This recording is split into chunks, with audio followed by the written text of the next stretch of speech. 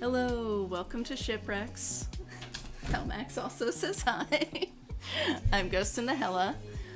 Gideon has broken with Dream Daddy tradition today and is not currently napping in the window. It's my fault. It's Velmax's fault. She is instead having some kibbles. So if you hear rattling and thumping in the background, that's what that is. That is Gideon and possibly Little Bear. He's just kind of watching her right now, but both of them having some kibs. Alright. Okay. So, last week we found out that the third date is it. Like, you go on a third date with one of these dads, and that is your ending. But that you can also go back to your previous saves and play through each of the endings. So, last week we did the endings for Joseph, which was a lot of bad decisions, and a lot of being lied to. Joseph's a dick. And we also did Matt, which, we ended up just being friends, which, you know, that's fine. That's fine. Life is like that. Just 'cause I thought he was dreamy doesn't mean... He is a dream daddy. He is a dream daddy. Anyway. Let's go back to sleep, babies. No. You can't make us. You created this monstrosity. You did. Good job, babe. Alright. So this week, we are doing Brian, Robert, and Hugo, and we are probably gonna test my voice acting skills to their absolute limit. Because, you know, I put together that thumbnail. I was like, yeah, that seems good. You know, last one will be Craig and Damien. That'll be a lot of fun. Get kind of the ones I'm not as pumped about as Craig and Damien done this week. Do all three of those. And then, you know, after I had already put it out there and scheduled it, I was like, oh shit. Robert is the hardest voice to do. And Brian is, like, the second hardest voice to do. Hugo's fine. But Robert's got that, you know, the gravelly voice. And then Brian is, like, yelling all the time. So that'll be an interesting challenge. I made myself some tea, so hopefully that'll help. Hey, Gentleman Jane. Hello. Glad to see you. Oh, should I get Robert out of the way or should I save him for last? Because, like, I kind of enjoy doing his voice, but it is the hardest on my vocal cords. But I feel like of Brian, Robert, and Hugo, Robert is going to be probably the bleakest? Maybe I'll... Yeah, like, I don't know if you could hear Velmax, but he said, like, I don't think there's a good ending with Robert. Yeah, Robert's a very troubled guy. Maybe make a Robert sandwich? Maybe, go Hugo, Robert, Brian? Because Brian's probably gonna be the most fun one. Because, like, the dad rivalry is amusing, and his kid's adorable. Robert's kid we haven't met or really heard anything about, and Hugo's kid is Ernest. All right, so yeah, let's go with Hugo. All right.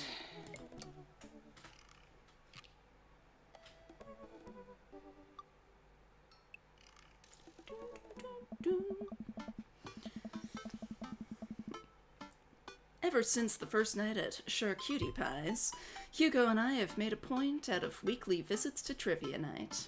Nice. Ah, Real Monsters has come in first place ever since, despite Provolone 2 Lost in New York's continual efforts to dethrone us.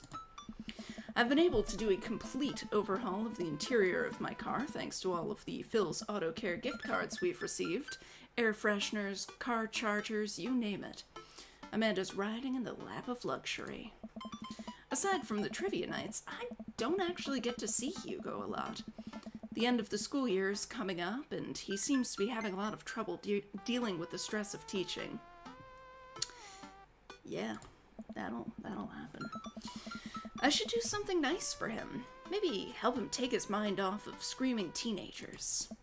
Books? He likes books, but I would have no idea where to even start with that. He probably reads more books in a month than I've read in the past year. I mean, again, a deviation from the actual ghost, because I've read quite a few books in the past year. You'd have a hard time reading that many in a month. I know he's really into wrestling, but he's been reluctant to talk about it since he showed me his wrestling room. I'd forgotten about the wrestling room. Oh my god. I know he's kind of shy about it, but maybe... Take him amateur wrestling! Whatever. Let's roll the dice. I think I have a plan.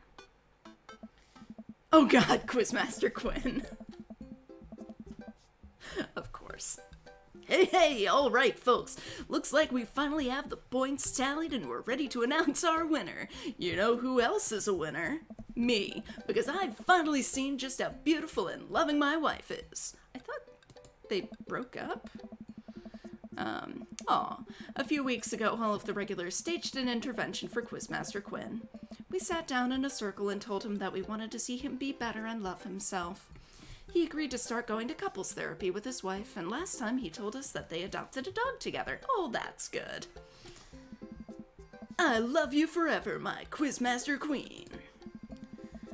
I can't tell which version of Quizmaster Quinn I prefer. There were things to like and dislike about both, huh? And the winner is, for the 4th week in a row, Real Monsters! Hugo and I cheers our small slices of camembert, and I go up to accept our gift card, along with an uncomfortably long hug from Quizmaster Quinn. May Real Monsters' reign be as long and wonderful as my marriage to my beautiful wife. We make our celebratory round of high fives to the rest of the teams and sit down to finish our cheese board, savoring every last bit of burrata with pesto and slices of tomato. Hey, I got a surprise for you. For me. Yes, and for once it isn't more cheese. Well, if you think you can somehow top that, be my guest. I pull out a book that I've been carefully hiding in one of my pockets and slide it over to Hugo. Okay, either I've got huge pockets, which canonically can be true, or it's a tiny book. Oh. Hugo picks up the book and reads the title aloud. What the fuck? What the fuck did I get him? Harry Butts, Crapper Keeper? I wanted to get you a book, but I figured you probably already own every classical piece of literature. So, I thought this would be fun. For when you're pooping? Fucking God Ghost. You do not know this man well enough to buy him a poop book. Hugo laughs. You should flip through it. Hugo looks up at me and raises an eyebrow. After flipping through a couple pages, he finally comes across the small gift I strategically hid inside. You're kidding me! Hugo looks around, worried that he made a scene. He leans in. You're kidding me. Hugo pulls out the wrestling tickets I hid inside of the Crapper Keeper. Good man, Ghost. Gentleman Jade says Quizmaster Quinn is the final surprise daddy. His quizzes are tearing his marriage apart. Oh god. Oh, Quizmaster Quinn. This is to the World Federation of Wrestling's Power Slam series. You've been working so hard lately, I thought you'd like them. Like them? I love this. Thank you. But wait, there's two? Yeah, I figured we could go together. Huh? You'd go with me. Heck yeah. I'd need you to explain the finer points of wrestling to me, though. Hugo gets up, walks around the table, and effortlessly picks me up into a big bear hug. Aww. Has he been this strong the whole time? Hey. Thank you. I let out a little squeak to sort of say, you're welcome. Oh my god. Oh god, casual wrestling Hugo. Oh my fucking god. I love it.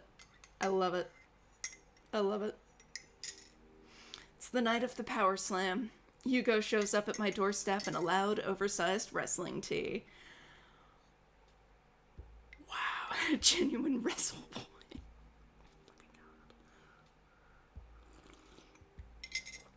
Amazing. Amazing. He's a little blushy and extremely cute.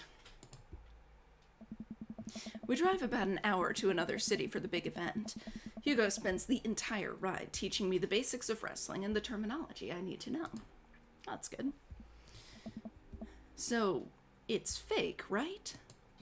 Well, yes and no. While wrestling in the act of hurting another wrestler is fake, the work requires remarkable athleticism and oftentimes results in actual injury. Those people are getting hurt, sure, but not in the way we're led to believe. Historically, wrestling as we know it today was created by carnival workers to fix gambling, and the people who actually believed it to be real and would bet on these matches were called marks. That we know that it's technically fake but still choose to suspend our disbelief makes us smarks. Smart marks. So, I should be watching this for the acrobatics? Oh. And the tension, and the drama, and even the storylines. I think that anything or anyone can tell a good story. You just have to look for the story. Even something like what we're about to experience will tell a phenomenal, sometimes understated story, despite a ridiculous premise. You know what? Sure. I'm all for storytelling in any medium. Wow. Oh. What? I just really wouldn't have pegged you for a huge wrestling fan. Nobody does. I get it. I'm the button-down teacher type. I like poetry and art history. I write dissertations on heavy tomes by Russian authors for fun. But I like wrestling. It's a big part of who I am, but because it's considered kind of lowbrow, I feel like I can't share it with anybody because they'll just make fun of me. Till now? Hugo smiles to himself. Till now. Oh. Hugo and I enter the stadium and are directed to the upper level. After grabbing some snacks, we make our way up the set of stairs. The further up we go, the more my heart sinks. I had thought we had gotten good seats, but by this point the ring looks like a postage stamp. We finally settle into our spots and wait for the match to start. I'm sorry, I thought I got us tickets on the lower level. I look over to Hugo, who apparently didn't even hear me. He's vibrating with excitement. Oh. This is so cool. I guess he doesn't mind. I have to admit, I've been too embarrassed to come to one of these since I was a kid. What's there to be embarrassed about? Everyone here loves wrestling. Plus, who are we even gonna see that we know? We're like an hour out of Maple Bay. Oh my god. Everybody's gonna be there, aren't they? I guess you're right. So, what do we have to look forward to tonight? Oh man, the lineup is stacked. All of the matches are going to be great, but the one I'm really looking forward to is the Eastern Dragons match. The Eastern Dragon? Yeah, he used to wrestle as Pablo Escobar, but I guess he eventually had to change it. I guess that makes his shirt make sense there. Wrestler names are weird. He's actually an Iranian guy from Utah. Oh, so that's what your shirt's from. Yep. I've been following the guy since his debut in an indie wrestling league, and it's been amazing to see him rise through the ranks and into the professionals. Who's he up against? The corporate shill. Technique-wise, I don't think he's that good of a wrestler, and I don't even think the fans like him. Certainly an interesting character, though. I mean, he sounds like he'd be, what is it, a heel? Oh, that's my limited wrestling terminology coming in there. The stadium lights dim and the crowd starts screaming. Butt rock blasts through the sound system and some pyrotechnics set off around the ring. Ladies and gentlemen of the sold-out crowd in Mill Creek, Massachusetts, who's ready to power slam? Hugo and I scream. We watch two wrestlers, the Southern Dandy and Johnny Snowman, walk out to even more butt rock. The Southern Dandy mixes and drinks a mint julep in the ring before the match. The crowd eats it up. Oh. The Southern Dandy's from Maine. Is Johnny Snowman not from the North Pole? Oh. He's from Georgia, actually. After a long match, Johnny Snowman, who's dressed up like a muscular elf, does what Hugo calls a German suplex on the Southern Dandy. My options are, what did I just watch? And I don't know what's happening, but this is amazing. Or, kill him, Johnny! I'm gonna say, I don't know what's happening, but this is amazing. Did you see what that guy did to the other guy's face? Is he okay? Are they gonna be okay? Wrestling is a sport of communication. All of these guys train together to know not only how to perform moves, but how to respond to them. It allows them to look like they're being hurt, but only be kind of hurt. The crowd cheers as Johnny Snowman pins the Southern Dandy and is announced the winner. The next match features a wrestler named Generation Y2K, who comes out looking like a hipster barista. He takes selfies with fans on the way up to the ring and pauses after every one to post it onto Instagram. He's really playing up the millennial thing, huh? He's sort of the boogeyman to old-timer wrestling fans. His opponent, the old-timer, walks out. Oh. The crowd seems to be divided in who they're rooting for. The old-timer pulls some pretty sweet moves after he takes out a walking cane from under the stage and beats Generation Y2K over the head with it. Up against the ropes, Generation Y2K blinds the old-timer with the flash on his camera phone and is able to pin him to win the match. He takes a celebratory selfie with his unconscious opponent.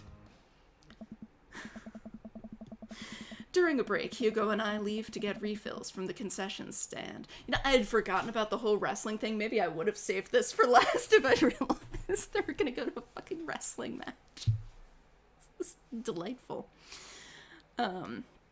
We wind our way through clusters of wrestling fans to get to the line. So, what do you think so far?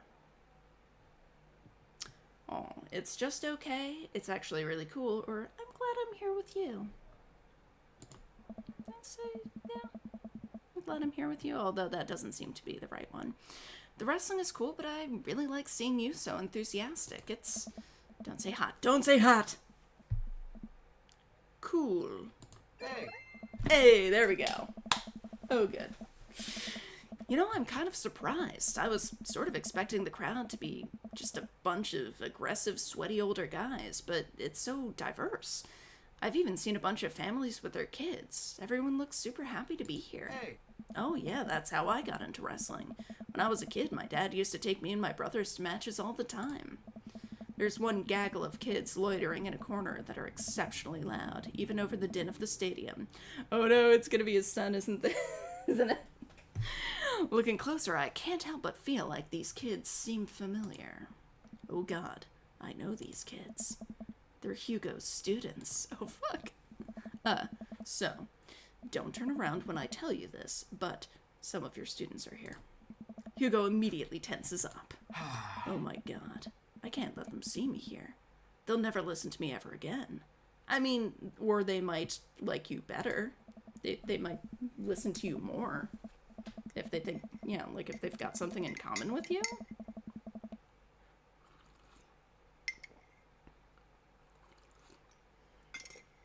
I position myself between the kids and Hugo, hoping that I can act as a human shield.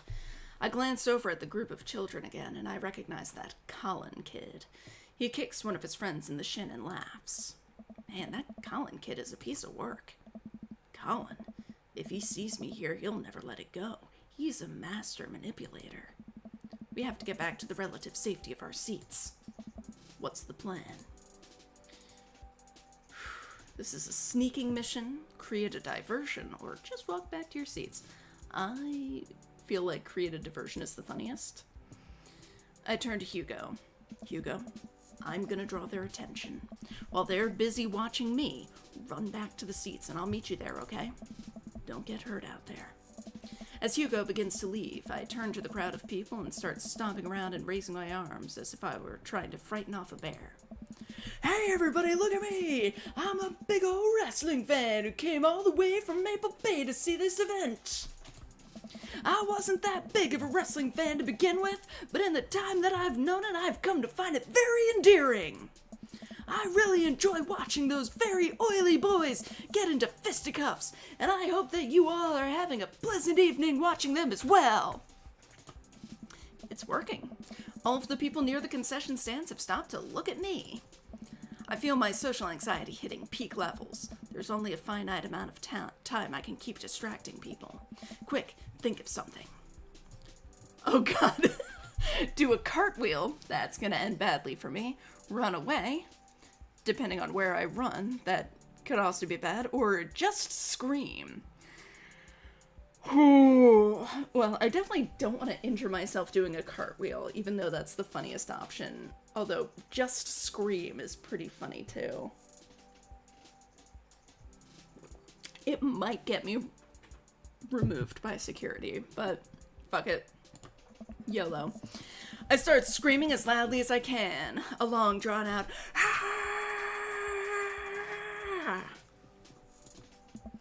This is a trick I learned at a young age. If you can scream loud enough, you can get pretty much whatever you want.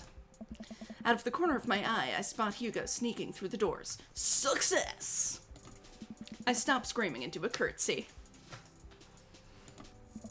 Thank you for your time. I run after Hugo and back to our seats. Maybe you should have, like, diverted somewhere first, like, you know, gone to the bathroom or something. Like, get yourself lost in the crowd more and don't just go straight after Hugo. Hugo and I sit down and breathe a huge sigh of relief. Phew, that was close. Now we can hide out for the rest of the night and enjoy ourselves in the comfort of anonymity within a large crowd. The lights dim again. Oh. This is the match we've been waiting for. The corporate shill walks out to elevator music. Should it be Muzak? He's wearing a three-piece suit and sunglasses. Once he gets to the ring, he takes off his sunglasses and rips the sleeve off his suit jacket, flexing his arms for the crowd. Brr. That's pretty baller. One of the people from his entourage produces a graph chart and sets it up in the center of the ring. The corporate shill grabs a microphone. I got a message for the Eastern Dragon. If you'll refer to the graph in the center of the ring, you'll see a quarterly projection of how much I'm about to kick your ass. The whole crowd erupts. Now, if you'll direct your attention to the Jumbotron. We all look up at a PowerPoint presentation titled Kicking the Eastern Dragon's Ass, Key Performance Indicators.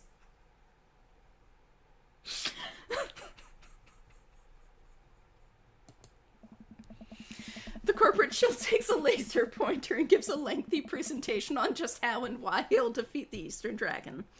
He showcases several well-utilized clip art graphics. That was informative. The lights dim again and pan flute music plays. I think it's a pan flute? I'm actually not sure if I know what a pan flute sounds like. The Eastern Dragon walks out to cheers from the crowd. Aren't, pan flutes a Central America thing? Hugo shrugs. Oh. Wrestling. The Eastern Dragon stands outside of the ring and grabs a microphone. Hey, Laser. Laser says, holy shit, my favorite wrestler ever. That was... I was prepared to hate the corporate shill, but that was pretty fucking funny. Corporate shill, it's nice to see you again. More cheers from the crowd. That was a good presentation. The clip art was a very nice touch. He points to the corporate shill menacingly. I'm looking forward to a nice and exciting match. The crowd doesn't really know what to do here. He's not the best at trash talk, but I promise he's one of the most talented wrestlers you'll ever see. The match starts, and it's just as exciting as Hugo had hyped it up to be. The Eastern Dragon performs some ridiculous aerial stunts that make me concerned for safety. He does what Hugo calls a moonsault from the top rope onto the corporate shill. The air in the stadium is electric as these two athletes lock arms and try to demolish one another. I can't help but get into it. The corporate shill pile drives the Eastern Dragon, who looks passed out in the center of the ring. He climbs up to the top rope and motions to the cheering crowd. Oh no, he's about to do his finishing move. The corporate ladder. The corporate shill poses at the top of the ropes. The Eastern Dragon still isn't moving. Could this be the end of his young career? Get up, Eastern Dragon! You can do it, Eastern Dragon! The corporate shill launches off the top rope in a huge arc. He brings his elbow down on the Eastern Dragon with the full force of a Fortune 500 company putting local vendors out of business. The corporate shill pins the Eastern Dragon and the match ends. Hugo sinks into his chair. Man, he should have won that. I sit down with Hugo. What a match. It was amazing. I think I'm a fan of wrestling now? Hugo looks over to me and our eyes catch. I'm glad. The event goes on and we have a little downtime before the next match. We decide to just relax in our seats to avoid the middle schoolers. It's unlikely they would ever notice us in the upper level nosebleeds, except that's probably where they are too. I mean, come on. Oh no. I look up at the Jumbotron. Fuck.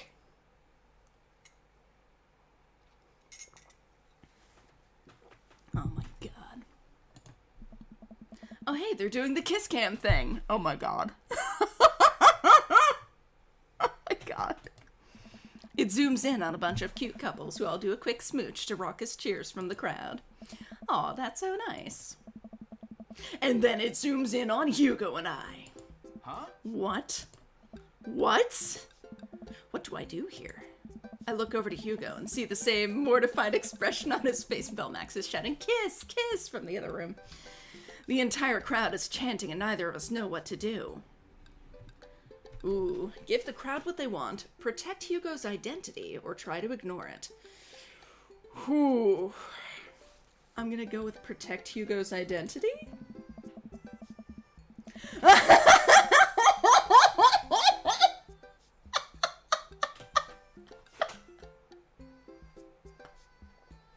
I jump in front of Hugo and start giving the camera the finger. They can't show that on television, can they? The camera immediately moves on. I guess all of this sweaty violence is fine, but a finger isn't. Thanks, I think. I sit down again, trying to ignore the dirty looks I'm getting from people who came here for wholesome content. So much for laying low, I guess. The rest of the match thankfully goes off without incident. Hugo and I eventually laugh off the kiss cam and get back into the wrestling. After the show ends, he convinces me to hang back and let the rest of the crowd exit so that we wouldn't risk running into Colin and his awful group of friends. So as much as I did want to kiss Hugo there, I am Ghost. He is Hugo. It felt like way too public. Especially like knowing that his students are there. And like without asking first. I mean, it's possible that Ghost would have asked first, but finger's good too. Flipping the bird is good. Flipping the bird on TV is good.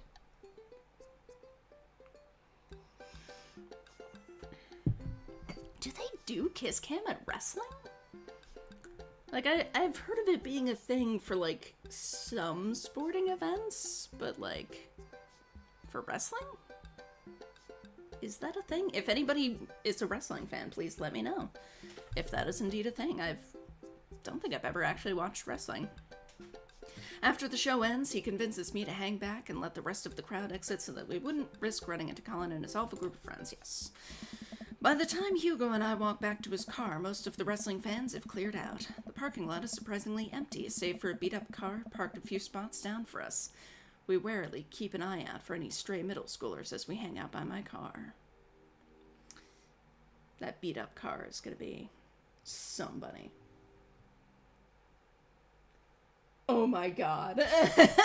Laser says, okay, what about a woman wrestler that smashes a pane of glass on the corporate shill? And the move is called the glass ceiling. I want to watch that match. Yes. I would be into that, just the... By the time Hugo and I walk back to his car, most of the wrestling fans have cleared out. Yes. Man, that was an experience. Right? It's one thing to watch it on TV, but to be there in person is just... wow. Thank you again. I would have never gotten to experience this if it weren't for you. It's just me and Hugo in front of the car in an empty parking lot. I look down. Kind of funny. About the kiss cam, huh? Yeah, it was super funny. But neither of us are smiling. We look into each other's eyes, and I can feel a warmth radiating from my cheeks. We stare at each other for just a little bit too long. Hey, cool shirt! I turn around to see a guy in a hoodie and basketball shorts walking up to us, a duffel bag slung over his shoulder. Oh, hey. I haven't seen one of those in years. Oh my god, is it the wrestler? Is it the wrestler? Huh? Oh my god. Yeah. I got it from a trade with this guy with this guy from streetsmarks.net. I love that website. Someone always posts these awesome, super detailed breakdowns of matches in the indie circuit. Have you seen those? The name's like, J something. JD Slaminger? Yeah, that's him. Those are my write-ups. You're JD Slaminger? You're kidding. Oh man, I'm such a fan of your work. It's so nice to meet you. The man vigorously shakes Hugo's hand. Oh. I'm honored. Ah man, I wish I could stay and chat. I have so many questions, but I'll PM you on the forums if you ever want to talk shop. Absolutely. The man starts walking away. Hugo coughs nervously to get his attention again. Is there any chance you could sign my shirt? The guy turns around and beams. Sure thing. Wait. It all finally clicks into place for me. You're the Eastern Dragon? I love your work! Thank you, man. The Eastern Dragon signs Hugo's shirt, waves goodbye, and walks to his car. I stand there with my mouth open the entire time. That was the Eastern Dragon. Oh. He likes my work. Dude, you're like friends with the Eastern Dragon now. He's gonna PM me. Hugo and I high five. He's so excited he's shaking. Mr. Vega? Oh man. Colin and his cronies just pop up out of nowhere. Oh no, here we go. Whoa. Colin, nice to see you and your friends all the way out here. What are you doing here? I don't see a library anywhere near us. I was watching the Power Slam series with my friend. You may remember him from screaming in the lobby. Mr. Vega likes wrestling. What a fart knocker. Actually, that's pretty cool. Shut up, dickweed. Nah, man. That's actually rad as hell. Who were you just talking to? Probably one of your stupid book nerd friends. Actually, he was talking to his good buddy, the Eastern Dragon. All of Colin's friends gasp. Guys, come on, he's lying. There's no way the Eastern Dragon would hang out with these losers. Oh yeah? How did I get his autograph then? Colin's friends lose their minds, screaming their heads off. Colin is red with anger. See you in class, bitch. You can't say that. Who's gonna believe you? Damn, Hugo. Fucking hell. Like, shit. Don't call your student a bitch, even if he is one, really. Hugo and I hop into the car to the tune of more children screaming. We laugh all the way home.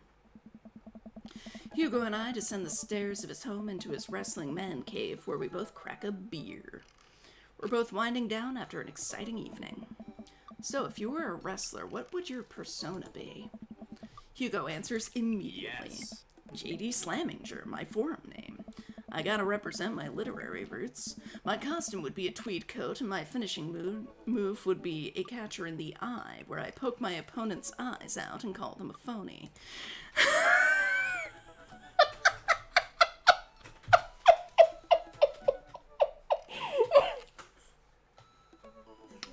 Wow. I've given it a lot of thought. What about you? I would be... Oh god, Bomb Clancy. Mario Brautali. Or Dad. Dad. I gotta go Dad. I don't even wrestle, I just throw dad puns at the opponent until they submit. Nice to meet you, hungry. I'm Dad, you know? I'm just now realizing that I don't know any actual wrestling moves. You know, I could teach you some. Yay. I smirk. I'm game. I think I mispronounced gay there. Hugo and I square up in the center of the room, ready to go at it. I'll go easy on you. On Dad? Absolutely not. And before I know it, I'm on the floor. Hugo wraps his legs around me and squeezes. I can't move. Oh. This is a figure 4 leg lock. If I were applying full force right now, you would be in extreme pain.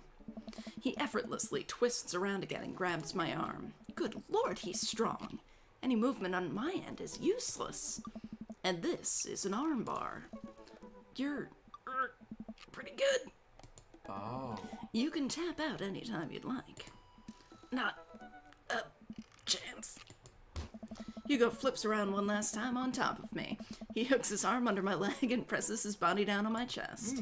And this is me pinning you. Our faces are inches apart right now. I can't tell if I'm breathing heavily because of the physical activity or because of something else. Go for it or tap out, you coward. Go for it! It's Hugo! I lean forward and kiss Hugo, who seems just as surprised as I am. I pull back, a little embarrassed, but he kisses me again. He slowly releases his submission hold on me and cradles my face in his hands. He presses his forehead against mine and we laugh. How very fanfic. I guess we both win. Guess so. I pull him back in for another kiss. Do you have any more moves to show me? Ah. I think I might have a few.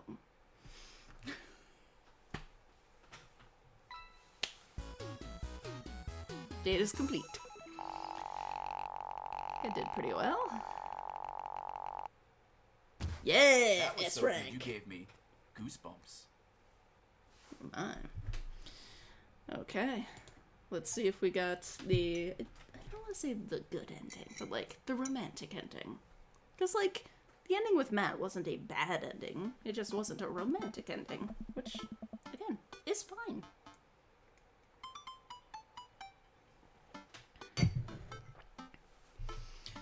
Whew. I think I finally have everything set up. Amanda should be here any minute now. I think that's her car in the driveway. Okay, gotta act natural. Be cool, Ghost, be cool. Amanda walks through the door with a suspicious look on her face. Hey, Dad. Off to a good start. Something fishy? Rats. I had a crab cake sandwich for lunch. That's probably it. You're allergic to shellfish. Oh no. I forgot. Again. Dad? Oh gosh, I'm gonna be sick. What have I done? I'm kidding. You're right. I have a little surprise for you. Yeah, I can tell you're very bad at lying. Amanda, my dear, would you care to join me in the kitchen? Father, it would fill my heart with glee. Fucking love Amanda. She's great. I lead Amanda over to the kitchen table where a present lies covered under a tablecloth. It's nothing special, but I wanted to get you a little something. You graduated high school last week, and I know you told me not to make a big deal about it, but... Aw, Dad, you... I dramatically whip the cloth off the table. Amanda's jaw drops. No way! I figure you probably won't be able to get cable in the dorm, so I thought it might be nice to take a piece of home with you. DVD box set of Long Haul Paranormal Ice Road Ghost Truckers. This is all 19 seasons. And bonus material, including commentary with actual ghosts featured on the show. Dad, I love this. Thank you. She gives me a big hug. I'm glad you like it. Hey, you want to hang out with me in the backyard for a bit? Toss the old pig skin or something? Totally. I follow Amanda to the back door. What? Oh god, he's wearing the wrestling shirt. That's great. That is fantastic. Hello, Sergeant98 on Twitch. Hello, welcome. You told me not to make a big deal, but you seem to have forgotten that my entire mission in life is to make a big deal out of your accomplishments. So consider this your graduation party. I have brought all the hot dads in the neighborhood. Surprise! Dad, everyone's here. Well, yeah, everyone wanted to come and support you. Is that a mac and cheese bar? Sure is. Fully customizable down to the type of mac. And there's an ice cream cake. The good kind with the crunchies in the middle. Ice cream cake. I don't know what to say. Don't say anything. Just go have fun with your pals, alright? I'm so proud of you, Amanda. Amanda smiles and runs to her friends. I'm glad it's not just the hot dads there. I should make the rounds and make sure everyone's having a good time. But first, mac and cheese. Now I want mac and cheese. I don't even like mac and cheese that much.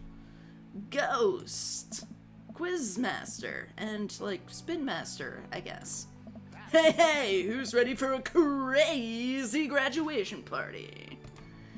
You don't have to be on right now, Quinn. It's just a party. What do you mean? It's the, You know what? Keep that energy. Hold it close. You deserve it. Just like me and my loving wife deserve happiness, right? You know it. Ghost, my dude. Pablo, how's the shirt business going? My bud, I got men's shirts, I got women's shirts, I got tank tops in a variety of sizes, shapes, and colors. Each one of them fine quality, screen printed with the logo and visage of world-renowned Witch House outfit, freaking real! Purchasable at most respectable retailers, but more specifically out of the trunk of my car. I'm also selling my mom's world-famous homemade apple butter. Never stop hustling, Pablo. Baby, you got it. Ghost! Ryan, you made it. Ha! I don't pass up on good mac. What do you think of the party? It's not bad. Just not bad? Yeah, it's not bad. Don't let him bait you. Don't let him bait you. Thank you for the lovely compliment. Sure thing, pal. Say, let me know if you ever want to head out on the lake. I'd be happy to pull you out of the drink again. Deep breaths. Daisy trots up. Hi, Amanda's dad. Hey, Brian's daughter. See how that feels? This is a really great party. Thank you so much for inviting us. You're very welcome, tiny child who knows how to pay a compliment. Brian and I lock eyes. This isn't over. Hey, bro. Bro. This is a real rager, taking our older age into consideration. I'm trying to be in bed at a reasonable hour tonight. Don't let me get too wild. Nice. Don't worry, dude. I'll keep an eye on your fruit punch intake. You know, I'm really glad we're bros again. Let's hit the gym sometime soon, huh? Sure thing, dude. Briar and Hazel peek out behind Craig. Hi, little ones. Hello. Hiya. Thank you for all that ice cream cake. Wait, girls, how much of that did you eat? Briar ate 4 pieces, ask any witness. No, I didn't. Hazel ate 4 pieces and wants to pin it on me because we look alike. I have your face. Nobody will ever believe you. Oh boy. I'll let you guys figure this out. Good seeing you, Craig. Let's hang soon, yeah? Hey. Totally. Tell Amanda congrats for us. I mean, you could tell her yourself. Gentleman Chan asks, do you have beef with the dad and the daughter? Brian is the rival dad. Basically we've got like a...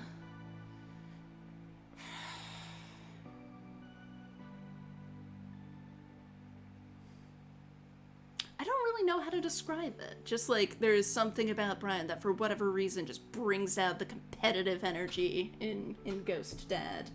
And likewise with Brian, they just get really, really competitive with each other really quickly. The kid's great though. Daisy is adorable.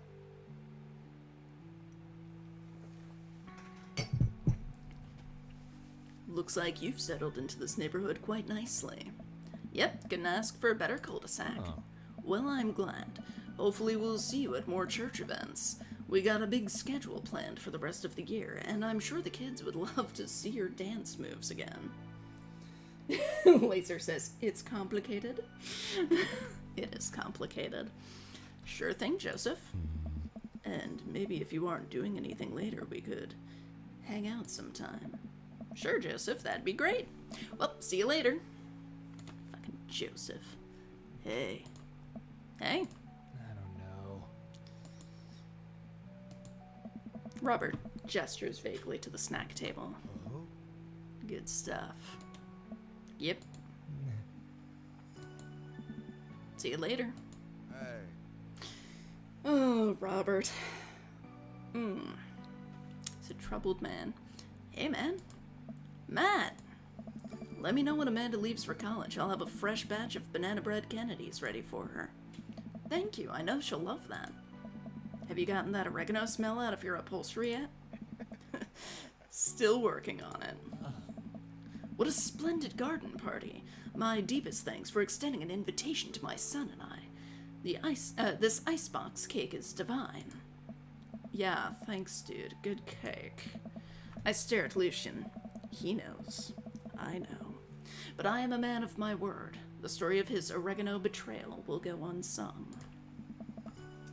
So for those who missed, I think it was the second date with Matt, we tried to buy pot from Lucian, as it turned out, and he sold us oregano, which we attempted to smoke. It did not work very well. Thanks for coming by. Hey. I turn to see Ernest, looking like he has something to say. Hey, Ernest. Thanks for being nice to my dad. Whoa. People are really mean to him sometimes. I mean, I guess I am too. But, he seems happy when you're around, so, that's cool. Well, geez, Ernest, I don't know what to say.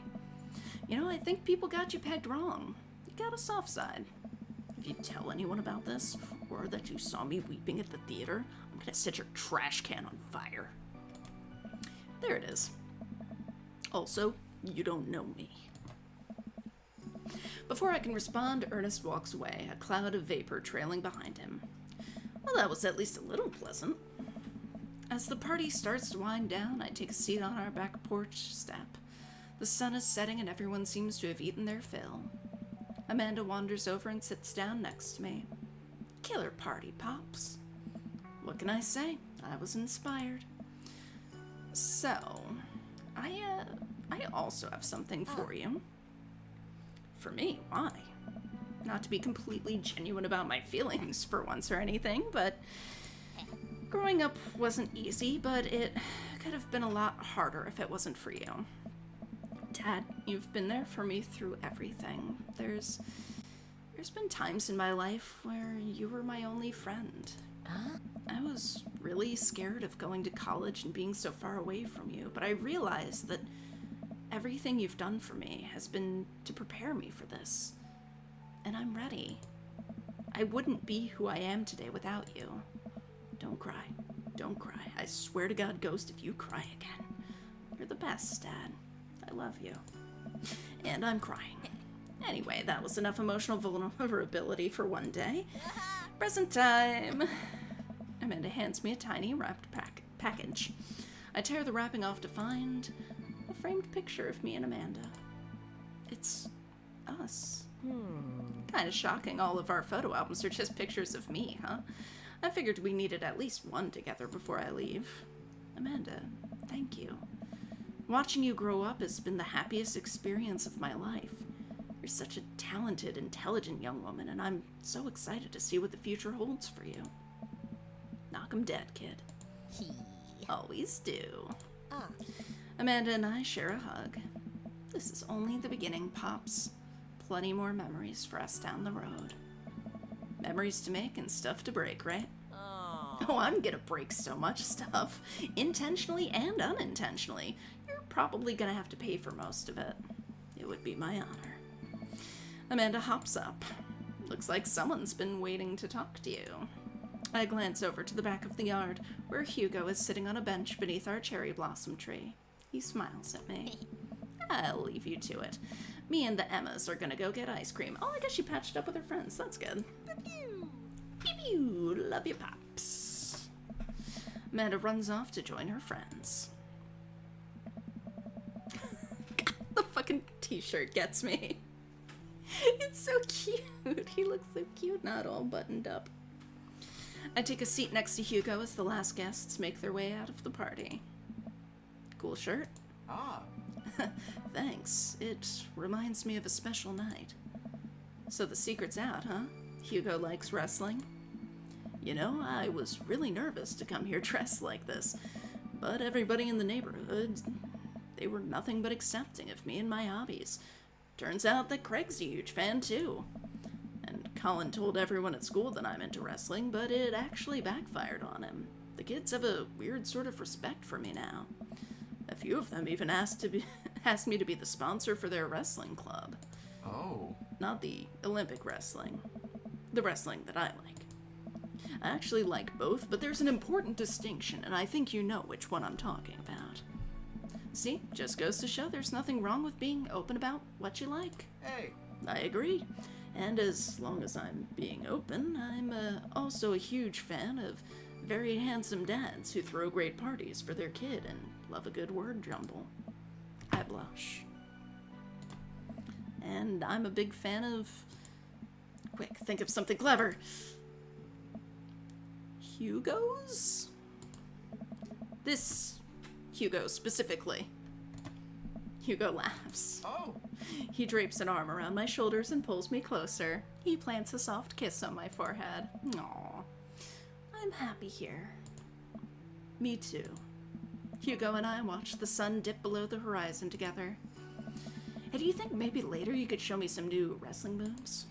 Ghost, how about I show you my pump handle pile driver? I can't help but giggle. What is that? You'll see. Gentleman Jane says, so I hit him with the steel chair. Oh my god. Okay, so that was way more delightful than I was expecting from Hugo. Oh, Sergeant wants to know, what is this game about? It is a visual novel slash dating sim where you are a single dad in a cul-de-sac of other cute single dads. And your goal is to romance one or more. I mean, I guess technically just one for the end game, but we're gonna go back and romance each of them. Because we're completionists, damn it!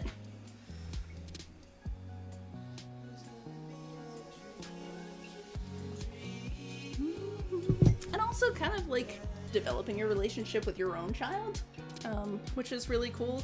Apparently there is a bad ending that you can have with Amanda. I'm glad I did not get that, because it's quite sweet. It is quite sweet, that little ending with Amanda. It's precious.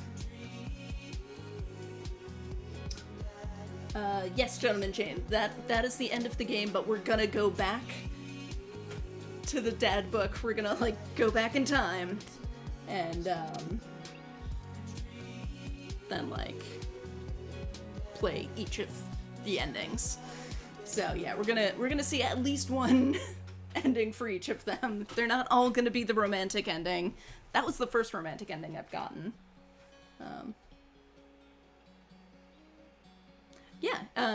So yeah, it's a dating sim. That's kind of your whole thing. You make a character and then you go on dates with all of these cute dads.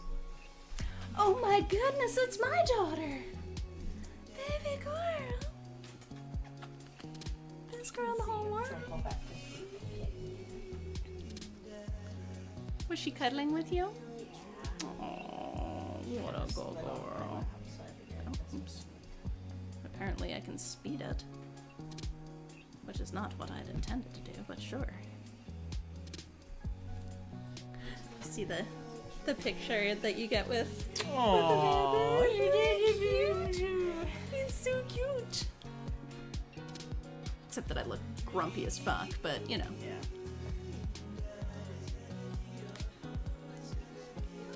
Oh Whoa. my! Oh my goodness. Hello, Look at Hugo. all that ham. I guess you only get that if you got the romantic ending? Because I did so. not get a final picture for, who did I romance last time? Joseph. Ugh. Or Matt. Unfortunately. I really wanted to get the romantic end for Matt, but I did not. Do you have an idea of what you did wrong? I mean, I think I just wasn't good enough at the mini games. Oh. Wow. Yeah.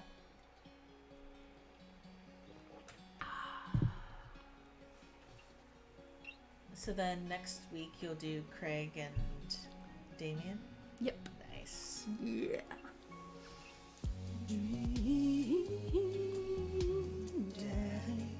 Oh, I didn't break up Joseph's marriage? No. Okay, so Joseph got us stranded on a yacht together. Lied and said that he and his wife had broken up, that they were separated. And then at Amanda's party, he shows up and Mary's there as well. And he's like, yeah, actually my wife and I are staying together, but we could still sleep together. And it's like, dude, fucking what? No. What? What? I'm not gonna just be your side piece. Alright. Robert. This probably will not be as much fun as the Hugo one, which was a lot more fun than I'd expected, because Robert is a very, grim guy. Like, he's just kind of morbid. It's rude to ask people about their mysterious hand tattoos.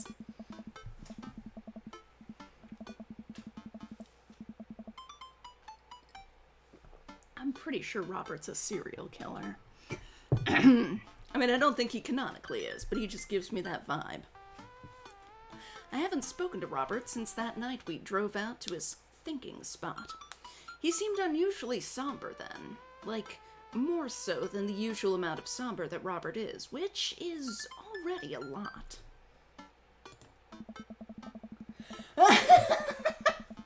Gentleman Jane says, not gonna lie, I'd have gone for it with the caveat that I'd sleep with his wife too. I mean... Oh, wow.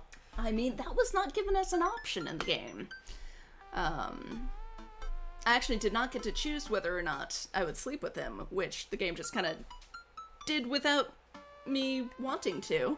And then it also did not give me the choice of whether or not to reject him. It just kind of rejected him, which is what I would have done. But, yeah. Yeah, I mean, why not, I mean, the reason why not is because Joseph is an asshole. But, like, why was that not, secret third ending where, like, you win over both Joseph and Mary and, like, enter into a triad with them? Like, that would have been interesting. Okay, so, now, we're pretending that none of that stuff with Hugo happened. Just all the second dates that we, got before this. I've been thinking about him and hope he's doing okay, but I've been a little reluctant to reach out to him. Ghost. A ghost. Guess who's getting their drink on tonight? That's right, this is where the really, challenging stuff on my vocal cords is gonna begin, because Robert's the hardest voice to do. Like, it's not that difficult to, like, get it down to that gravelly level, but it's really hard to, like, project it. So it just ends up being a little too quiet. And then the strain comes in when I'm trying to actually project it. But we'll see how I do.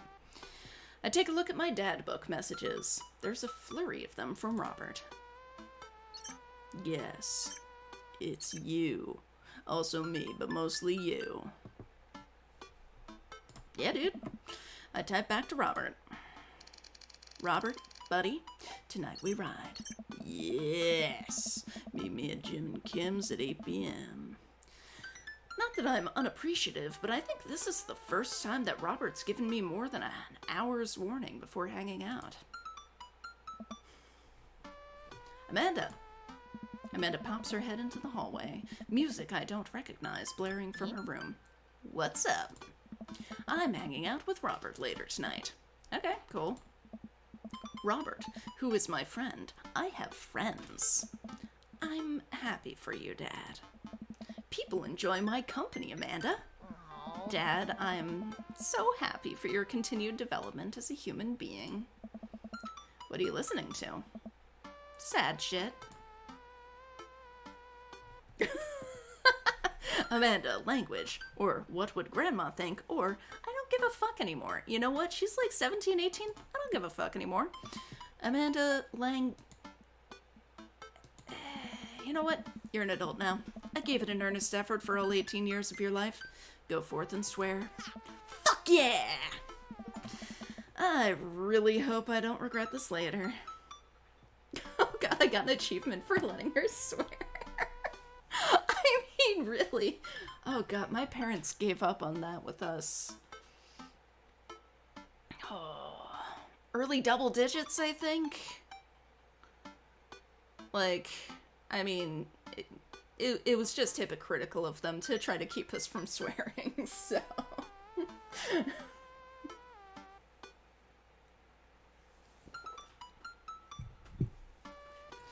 My brother and I would, like, do this thing before, like, family would come to visit. Like, anybody we couldn't curse in front of, you know, grandparents and stuff.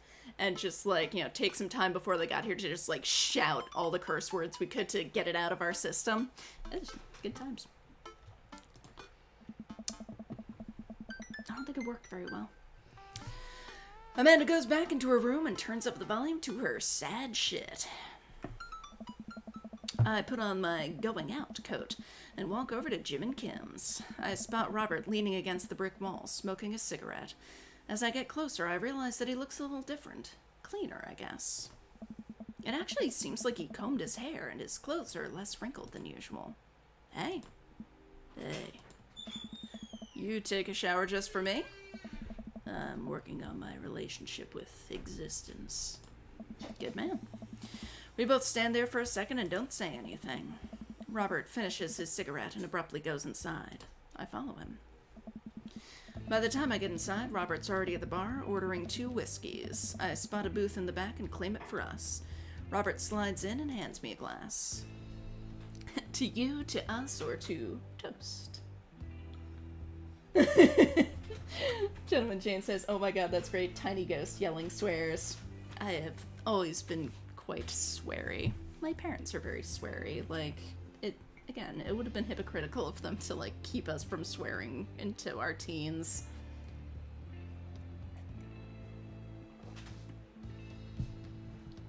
And that, among many other reasons, is probably why this channel is never getting monetized.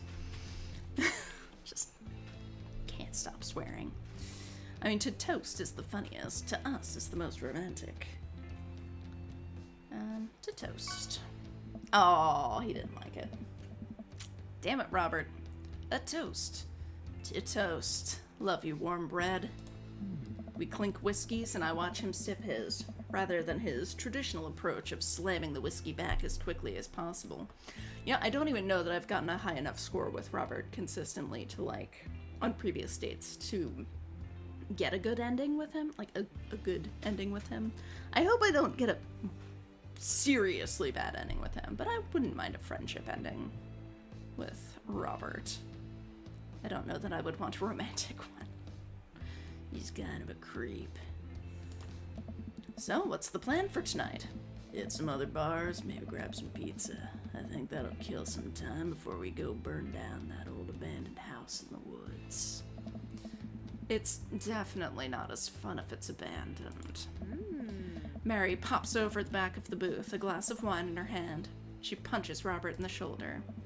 Where was my phone call? There. Sorry, figured you were busy sinking your teeth into some poor sap. I am. He's right here. I look around the booth to see a guy sitting across from her. He waves meekly. Ugh. You replacing me with the new kid? Mary, I could never replace you, whether I wanted to or not. Mary leaves her booth and slides in next to Robert. The guy she was sitting with looks mildly relieved. She eyes Robert's clean-pressed clothes up and down suspiciously. What, do you got a court date coming up? He does. He looks handsome. He'd never convince the jury. I think he cleans up nicely. Aw, man. Fuck. Pump the brakes, kid. I blush a little. Man, Robert just fucking hates me. Seriously, though, what's up with you?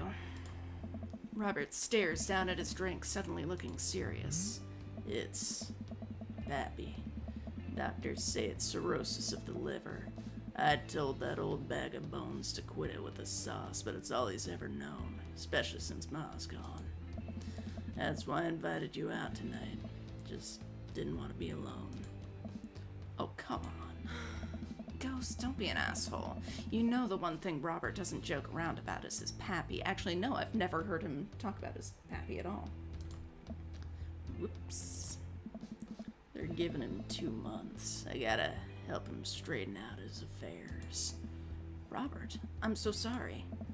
Robert takes a long look at his whiskey, eyeing it in the dim glow of the bar's lights.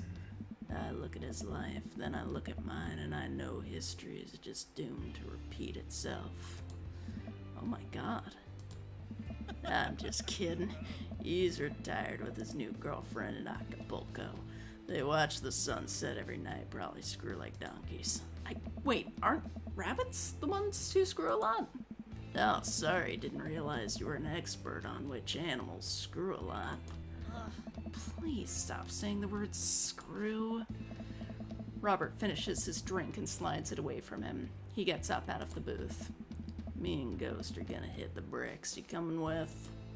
Mary casts one last glance at the sad sap she's been hunting and downs the rest of her wine in one gulp. Yay. This place is dead anyways. We exit the bar and find the typically empty street filled with a small crowd of people. At the front is a guy with a really deliberate attitude and bad posture. He carries a lantern that he shines up at his face for dramatic effect. What's going on? Looks like it's one of those walking ghost tours. They do that in this part of town all the time. I've always wanted to do one of those. You know all the stories are fake, right? Pretty much all of my stories are fake. This is research. Robert makes a beeline towards the back of the group. He turns around when he notices that I'm not following him. Marry Robert, Ghost Dad. I mean, be better than Joseph. Come on. We can't just crash it, can we? Don't be such a square, Ghost. Just act like you belong. Robert sidles up to the tour group. I reluctantly fall into step behind him. Well, here goes nothing. Oh, for fuck's sakes. Tour Master Quinn. Hey, it was in this place, in 1694, that the most infamous witch trials were held. To date, we do not know if the people burned at the stake were actually witches, but it is widely reported that their ghosts still haunt this hapless dive bar to this very day. It was actually 1692. What? And the site was over by the coffee shop down the road. I'm sorry, who are you? Daniel McSturgis, ghost historian. And this is my colleague, Dr. Ooh. 80s reference, 90s reference, aughts reference, or contemporary reference. I mean, I'm a child of the 90s. Dr. Prescott, paranormal investigator extraordinaire. We're touring America's most haunted locations as research for our new book. You may have seen our guest cameo on Paranormal House Hunters Extreme Edition. A couple of people in the group start nodding. Man, Robert's good at this. Are you guys part of the group? I don't remember seeing you at the first stop. We like to keep a low profile, easier to catch ghosts that way. Hey, sailor. They've definitely been here. Been standing next to them the whole time. Thank you, random lady who I do not know. As I was saying, the epicenter of paranormal activity can be found at the coffee spoon over there. The man who runs it has been plagued by haunting since he signed the lease, damn near driven him mad. But whatever you want to say is cool, I guess. It's your tour. Man, didn't know that about Matt. Wait, Robert's making this up. The rest of the tour group listens intently to Robert's every word. I think the tour guide can tell that he's losing the group. He seems to be getting flustered. Thank you for your contribution and knowledge, Mr. McSturgis. Let's move on to the next haunted location. Robert, Mary, and I follow the group down the street. That tour guide's shirt is cool. Yeah, everyone in the group gets one if we make it to the final location. I turn to Robert and grab him by the shoulders. I need that t-shirt. Well, guess we're in this for the long haul, then. Just follow my lead, don't arouse too much suspicion, and we'll have cool ghost shirts in no time. All right. Our group arrives at an old, decrepit colonial-style house. A quick pause here in the tour. My name is Quinn, but most people on the ghost tour circuit call me a tour master Quinn. I'm a DJ, trivia master, and part-time actor. I do private ghost hunting events, birthday parties, MC bar mitzvahs, and perform traditional vaudevillian mime work. Tour master Quinn gives out headshots to all of us. His resume is on the back. Stage combat experience. Anyway, here's a little bit of history for you all. This was the home of noted American author Dorothy Pembridge, whose prose was wildly popular in the late 19th century. It was in the attic of this very home where she wrote such classics as The Diaries of a Victorian Mistress, Lady Fitzwilliam's Courtship, and The Ghost of Sea Captain Reginald Barclay. She unfortunately died of consumption shortly after the turn of the century, but several people have reported that on some nights you can see a light in the attic, where the ghost of Miss Pembridge continues work on her latest bestseller. I guess you could say that she was consumed by her work. My feelings hurt. No reaction from the crowd. This guy needs to work on his dad jokes. Actually, consumption is the popular cover-up. Little known fact is that it was a murder-suicide. I'm pretty sure she died of consumption. Sure. And we definitely didn't hire Stanley Kubrick to elaborately fake the moon landing. That's the watered-down, censored version they teach you in school. But if you can't handle the real story, I understand. It's not for the faint of heart. Can we? Yeah. I think everyone would much rather hear what this world-renowned ghost historian has to say, right, everybody? The group murmurs in agreement. This is a topic we cover extensively in our book. Dr. Prescott, would you care to tell this story? Ooh.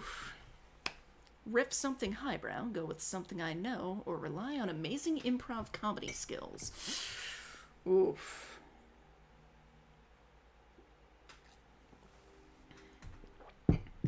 What do I gotta do to get a smile out of Robert?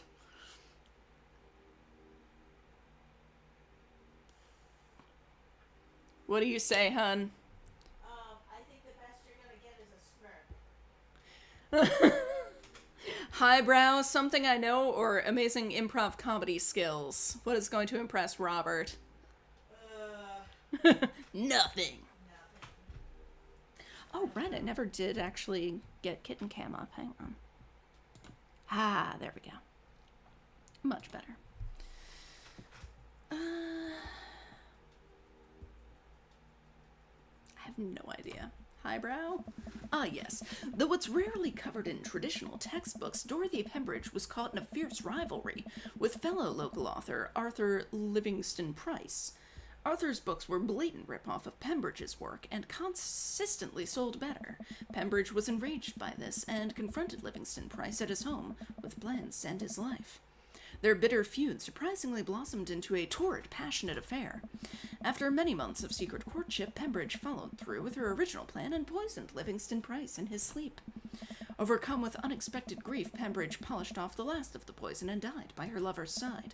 Reports say that couples who enter this house will no doubt doom their relationship to a bitter end. Nice. Oh, good. It got some hearts. Man, I should bring my wife here. The entire tour group laughs heartily. Oh? I'm kidding. My wife is dead. The crowd gasps. She was killed by a ghost. The crowd gasps again. I'm just messing with you guys. A nervous chuckle ripples through the crowd. The tour guide sees this as an opportunity to take back the group and addresses us with some razzle-dazzle. What an interesting story! Now, I just want everyone to know that the next location is extremely terrifying. If anyone thinks they can't handle it, feel free to excuse yourselves. Alright, I'm bored. Mary turns to a young guy looking at his phone and taps him on the shoulder. Hey kid, fancy buying a gal a drink? The guy looks up at her and smiles. Only if the bar is haunted. Honey, I can show you the most haunted place in town. I think I could exorcise your demons, if that's what you're looking for. Don't write checks your dick can't cash, kid. His eyes go wide. Mary salutes me and Robert. She suddenly pulls me into a hug and murmurs into my ear. When you've known Rob for as long as I have, you know when something's wrong. Keep an eye on him for me tonight, okay? Sure, Mary. Good man. Mary pats me on the back and pulls away. She takes the guy's hand and leads him down the street. Take it sleazy, fellas. God help that poor soul. Mary or the kid? Both. Our last stop.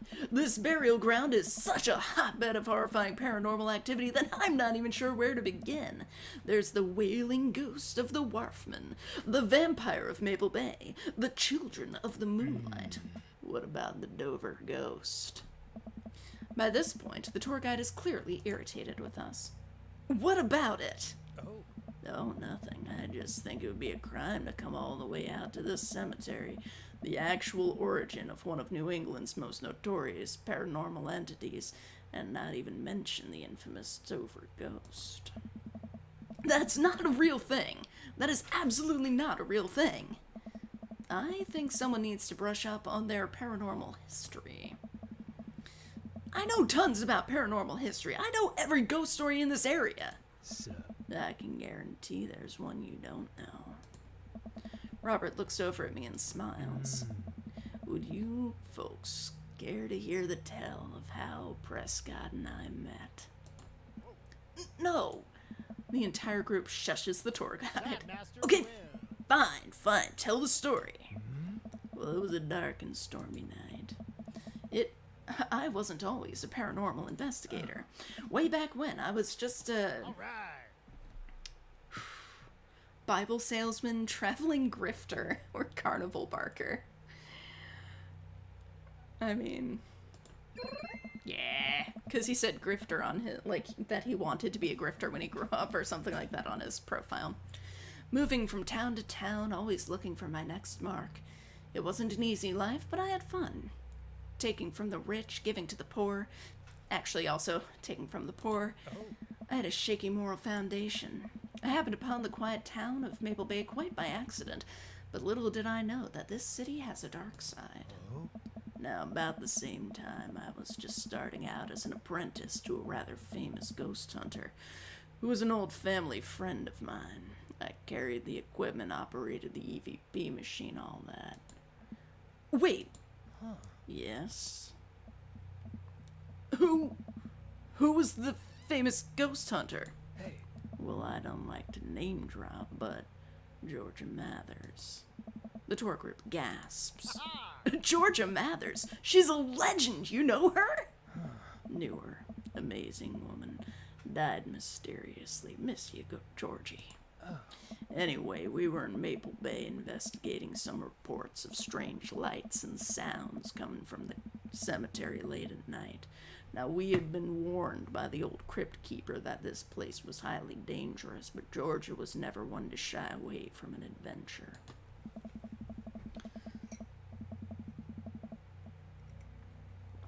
Damn, Robert, you talk a lot.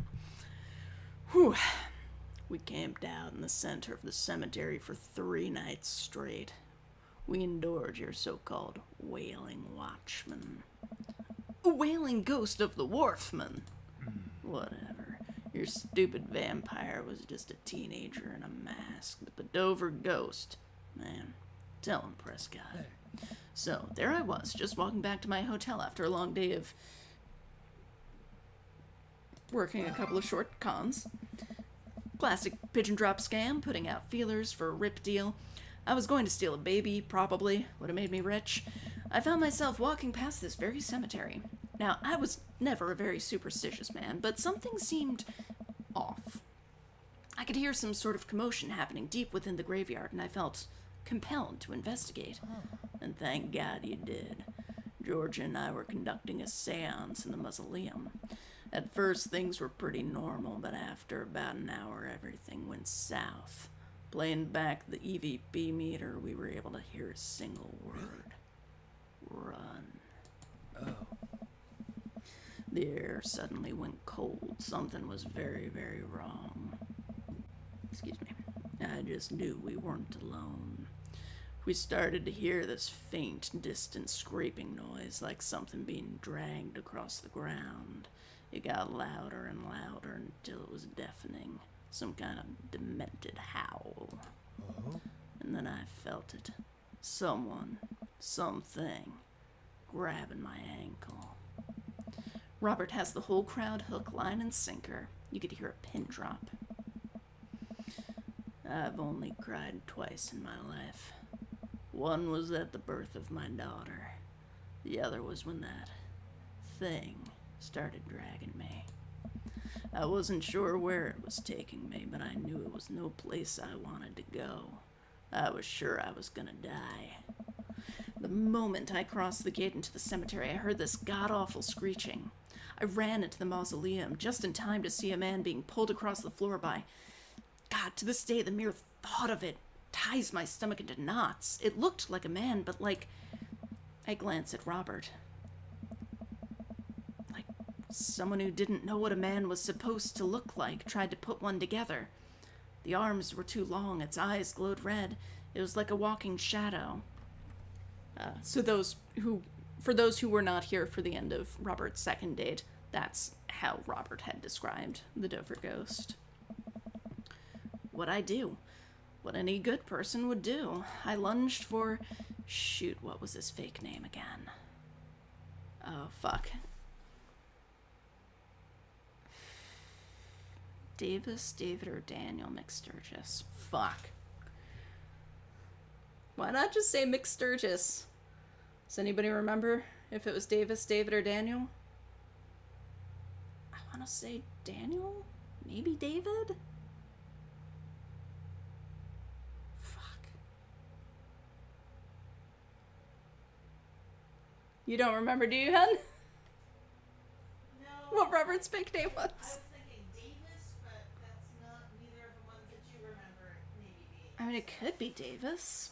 It is one of the options. Shit. I should have been paying more attention. Davis McSturgis? Do you want me to look it up? David McSturgis or Daniel McSturgis? Yeah. I've already flubbed a couple things on Roberts. I don't want to, like, have a really bad Robert ending. I'm okay with the friendship ending. I just don't want to completely, like, end up enemies with him or something. McSturgis? Yeah. McSturgis.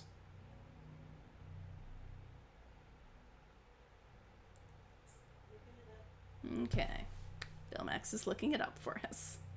I mean, I guess I could too. But in the meantime, enjoy this eerie music and our lovely Miss Gideon sleeping in the window. What a sweet girl. Daniel. All right. Thank you. Daniel McSturgis. Daniel. Yes. I grabbed his hand and entered into a tug of war with the unholiest of forces. I thought I was going to be torn in half. But I had God on my side. The pocket Bible I always kept on me fell out of my shirt pocket, and to this day I can remember what passage it opened up to. Fuck. Leviticus 2:5, Revelations 1:3, Ecclesiastes 12:7, or Austin 3:16. Okay, I hear my raised Catholic partner laughing, which is it just because Austin isn't one of them, or is that like... Austin 3:16 is a wrestling thing. Called Steve Austin, presumably. It was big in the 90s. Oh my god. I mean... Want me to read you the other verses? Sure. Do you want to come in and read the other verses? I have to go to the bathroom, so I can take a bio break and you can read the verses off. Like, I knew that Austin wasn't a Bible thing, but I was not sure what the hell it was. Hey folks, Leviticus 2:5.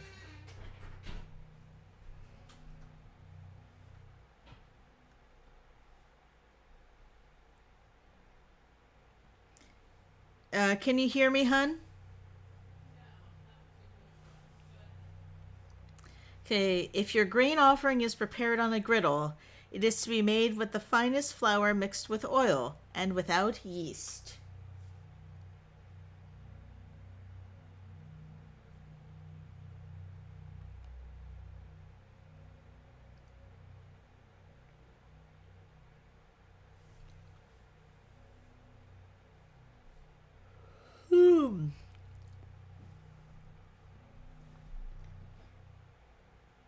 Let's see.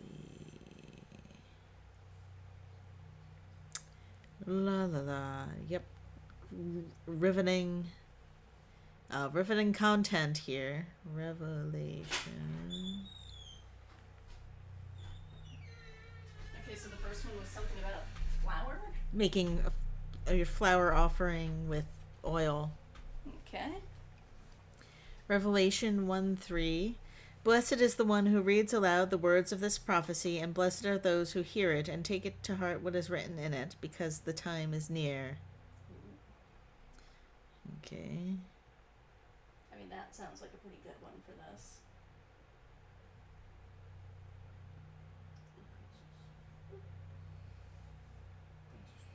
Ecclesiastes 12:7.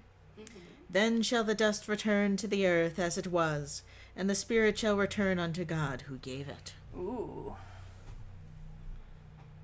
So either of those is pretty good for this occasion, I would think. Yeah. Probably not the wrestling one because it's not Hugo. It's funny though. It is funny. Do you want to know what the answer is? Oh, there's a correct... There is a most correct answer. What is the most It's correct the answer? Ecclesiastes one. Okay. Followed by the wrestling one. Ooh, okay, babe. Yep. Just money. Alright then.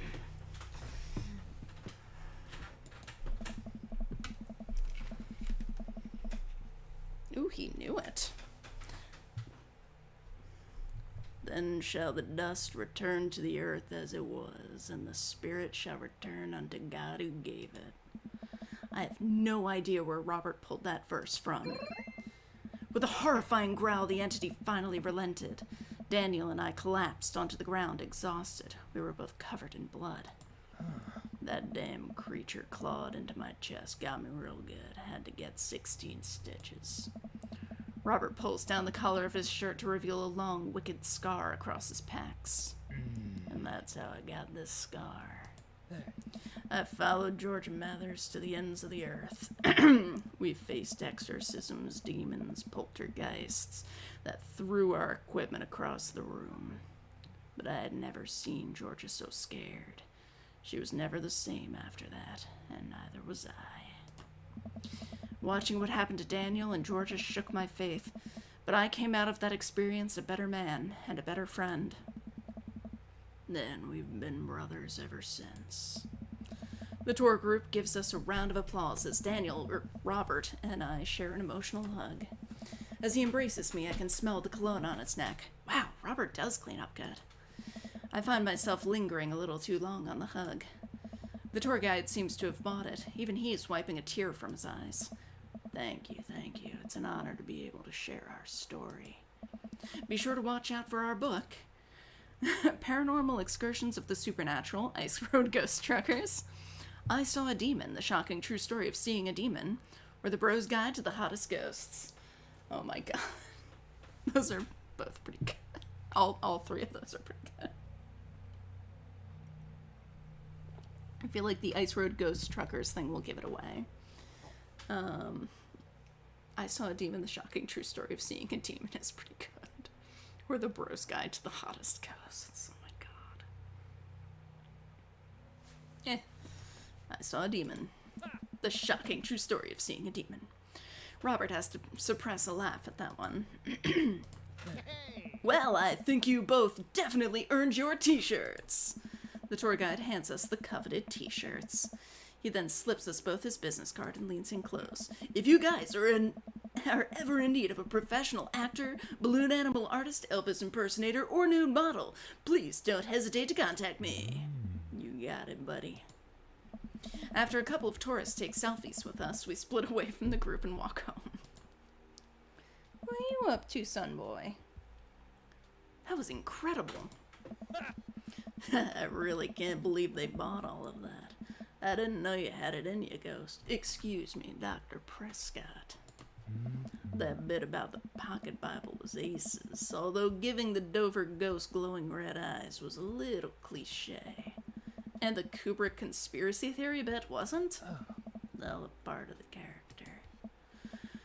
Well, we got the shirts out of it. We arrive in front of Robert's house.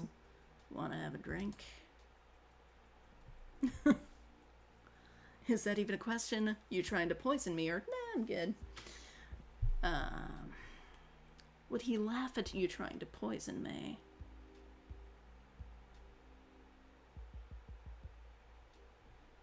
Is that even a question? Robert, how long have you known me for?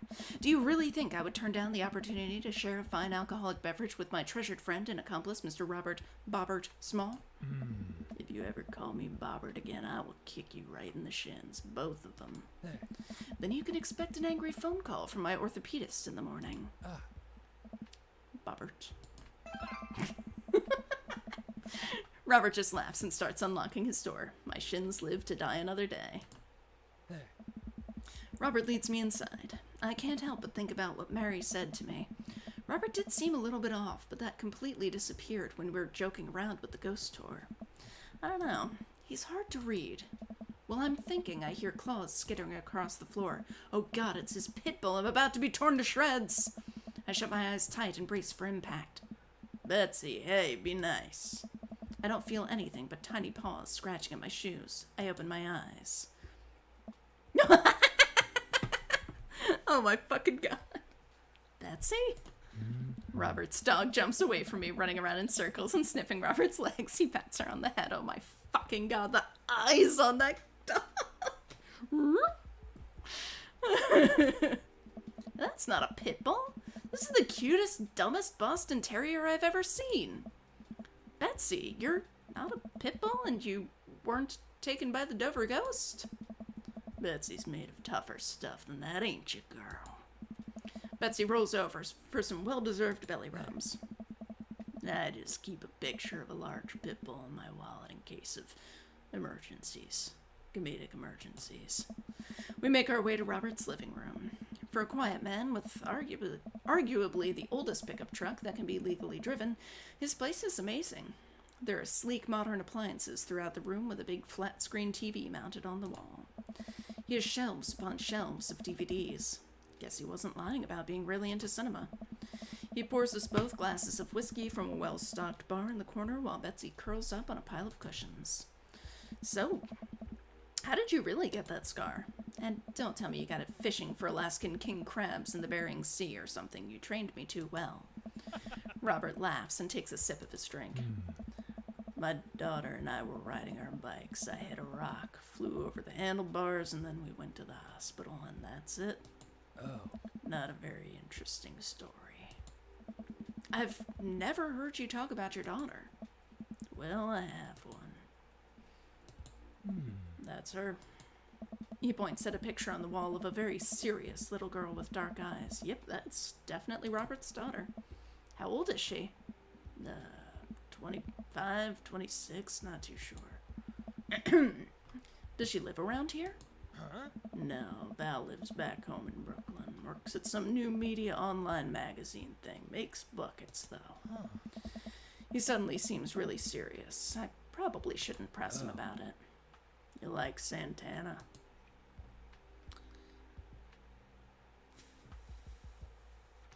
I don't know. I don't know.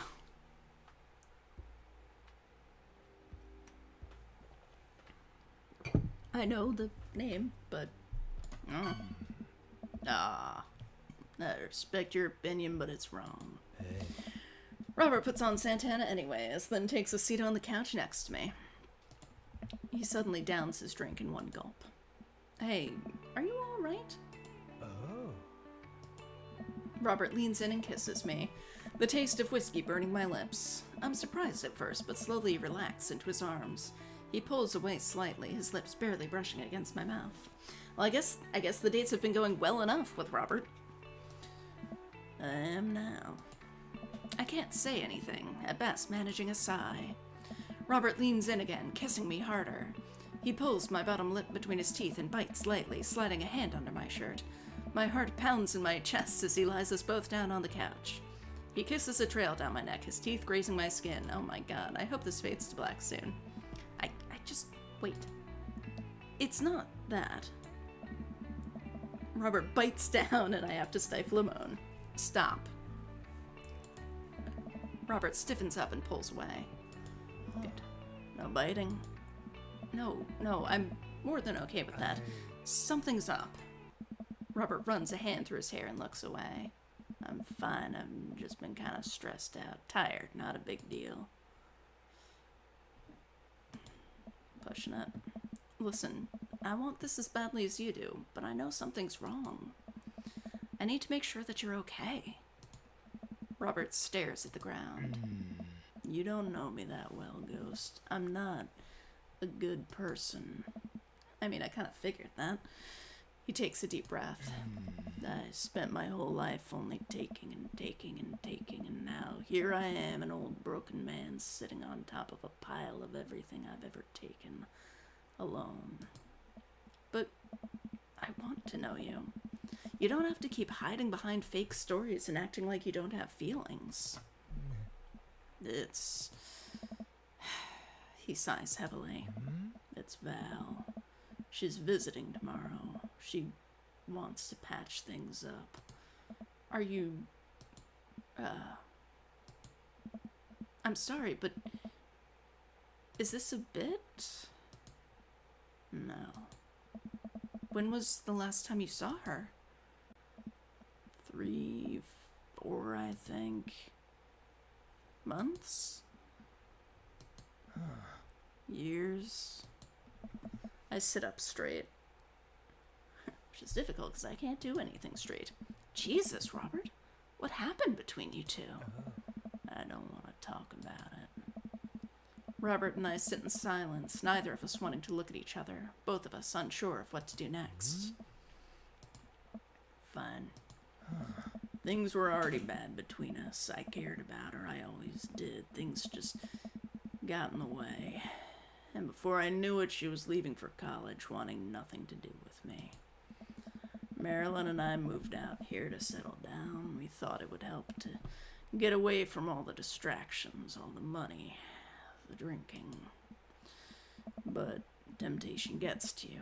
I tried to be better, but I just couldn't. And then the accident changed everything. I think every day about how she must have died hating me. I never became the better man that she wanted me to be, the one she always saw in me. She was the last thread Val and I had connecting us together. I didn't know that when I lost my wife, I was gonna lose my daughter too. Robert. I spent so much time chasing after things I thought were gonna make me happy that I ruined my only real chance at happiness. Now my wife is dead and my daughter hates me. And then I convinced myself that this, he gestures vaguely in my direction, thanks, was going to make me happy. Why do I even try anymore? I'm so sorry. I know how hard it is to know you don't. How could you possibly know how this feels? You did everything right. Your daughter loves you. You're a good person. I was a terrible husband, and I'm an even worse father. I have no idea why she's even bothering to contact me now. I know I'm just gonna fuck it up like I always do. I'm broken. I shouldn't even go. Robert puts his head in his hands. Tell him what he wants to hear, tell him what he needs to hear, or walk away. I mean, I gotta go with tell him what he needs to hear. Yeah. Nothing is going to change until you do. Robert pauses. He looks at me. There are a lot of things in my life that I regret, that I wish I could take back or do over, and it hurts so much to know that I can't. But what I can do, and what you have the privilege of doing tomorrow morning, is to wake up and try to be a better person than you were the day before. Things aren't going to fix themselves tomorrow or the next day, and patching things up with Val isn't going to solve all your problems either. But nothing is going to change if you don't. And you can't love anyone else until you stop hating yourself. And you're right, I don't know you that well. But you have the same capacity for good that we all have. And I know you can find it. Val is giving you a chance. Don't waste it. But, Robert, listen to me. It's gonna be okay. But I lean over and embrace Robert, pulling him in as tightly as I can. He buries his head into my shoulder, hugging me back. It's gonna be okay. I place a hand on the back of his head and stroke his hair. He shudders, then sobs, and I realize that he's crying. Thank you.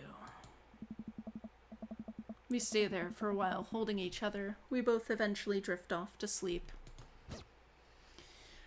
Whew. And this is why I didn't want to end with Robert.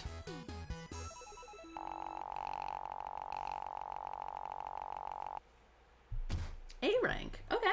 That's not bad. That's not bad. It's not an S rank, but it's good.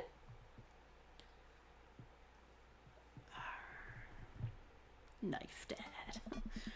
Okay, so we're gonna kind of skim through this a bit. Sorry, sweetie, it's the fence. That life of crime is finally catching up to you. I tried to set him in a different direction, but even I'm no match for the power and funding of the U.S. government. Oh. Well, if they think they're gonna take me alive, they got another thing coming. I'm kidding, you're right, I have a little surprise for you. Okay.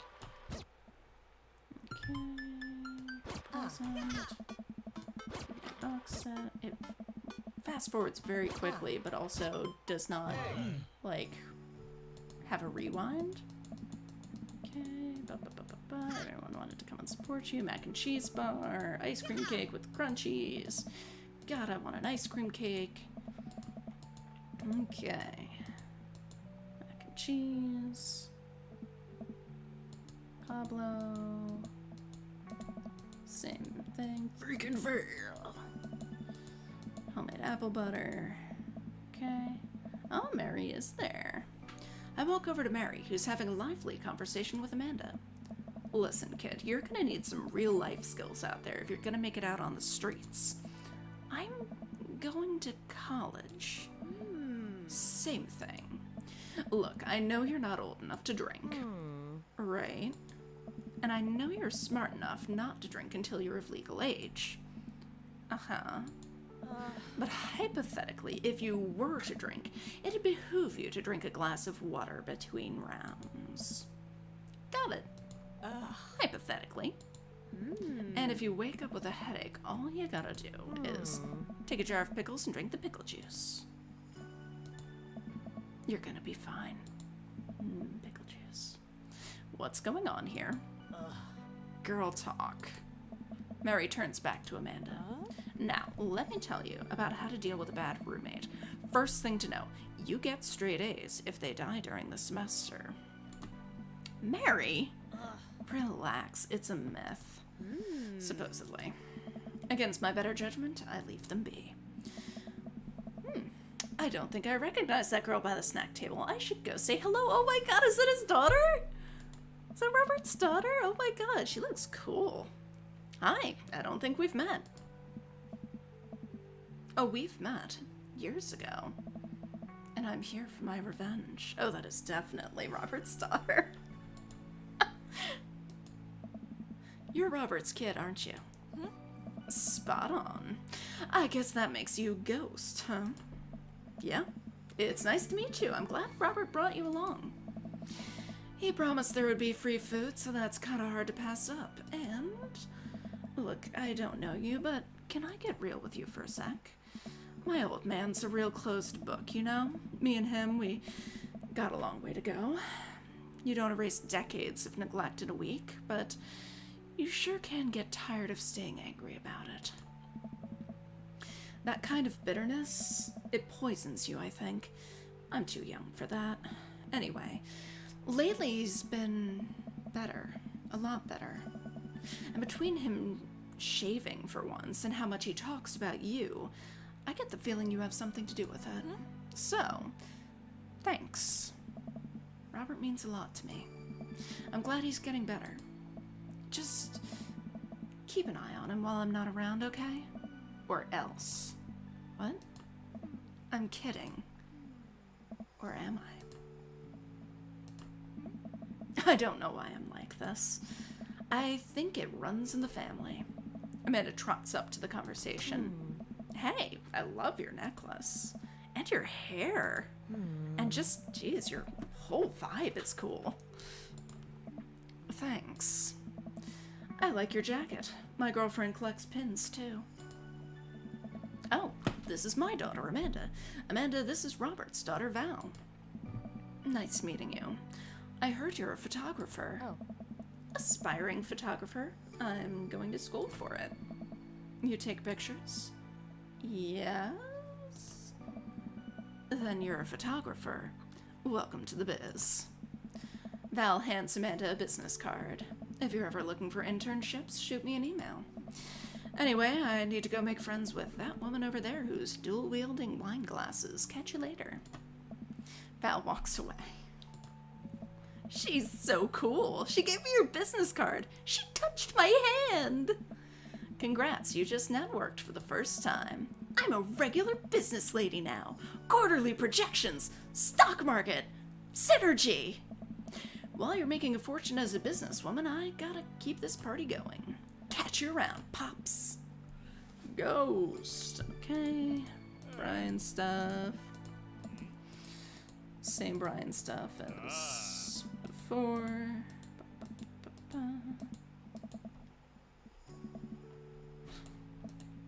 Brian's daughter. Oh. Same stuff with Craig. They ate lots of cake. Hey. Almond ice cream cake. Okay, Joseph. Yep, same creepy Joseph. Hugo comes up to me with a plate of mac and cheese. The perfect cheddar to mac ratio. Beautiful work, Ghost. Thanks, Hugo. I learned from the best. I've got a pocket full of gift cards that say you already knew a thing or two. Let's get together for trivia night again sometime soon, huh? You know it. You know, I'm really pleased to see Amanda going to her dream school. I'm glad she turned it around for finals. Me too. That scholarship money will really help. God, I love that so much. Zoom of Amanda just... Amanda walks by and pretends not to see Hugo. Amanda, come say hi to your old teacher. Hey. Congratulations on graduating. I know you're gonna do great things at art school. Yeah, thanks. Amanda starts to back away. Wait, I just realized that you're not my teacher anymore. So I don't have to be afraid of talking to you. You no longer hold power over me. Hey! You're right. Go forth, adults. I can no longer give you detention. Yeah, I'm gonna break anything I want. There's nothing you can do about it. Are you still mad about that time I gave you detention for breaking my globe? Nope. Oh! And I'll have you know that the globe didn't even fit through the basketball hoop in the first place. So... she'll fit into college just fine. Hey. Okay, I've got Matt. Same Matt stuff. Same Lucian stuff. And Damien. Okay, here we go. As the party starts to wind down, I take a seat next to Robert. The sun is setting and everyone seems to have eaten their fill. Hey. Hey? I haven't heard from you in a bit. How you been? Oh, I guess that was me saying it. Sorry. Oh, I'm great. Never better. We gotta get together again sometime. Maybe watch The Game or something. I don't know. Yeah, that sounds cool. Come on, Robert. Give me something more than that. Let's have fun like we used to. Robert places a hand on my thigh. I mean, we could have fun. Not like that. I pull away from Robert and look him in the eyes. Robert, I miss you. Okay. Robert gets up. I'll see you around. He walks away, leaving me alone on the bench. Alone with my thoughts. Well, I guess we didn't get the best Robert ending, unless that's the best he can do. The last guests begin to make their way out of the party. Okay, we get the Amanda scene. Sweet Amanda scene. Genuine about her feelings. Emotional vulnerability. Ghost cries. Tiny wrap package. Framed picture of us. Very sweet things. We hug. Memories to make and stuff to break. That's right. Amanda and I wave bye to the partygoers as they leave. We sit together and watch the sun slowly dip below the horizon. I'm glad you made some friends. Yeah. I know that's maybe not what you were looking for, but these people care about you. I love you, Dad. We'll always have each other. You're right. It's okay, sweetie. It's just the mail person. Just delivering a package, that's all. You're right. Alright, so I got a friend ending with Robert. That's cool. Team Shipwrecks? Team Shipwrecks.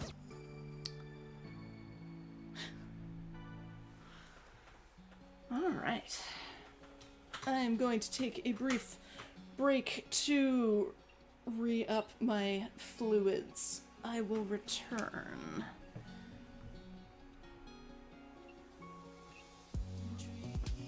After I've zipped through this, all of that. Because I can't really get back into OBS without doing that. No.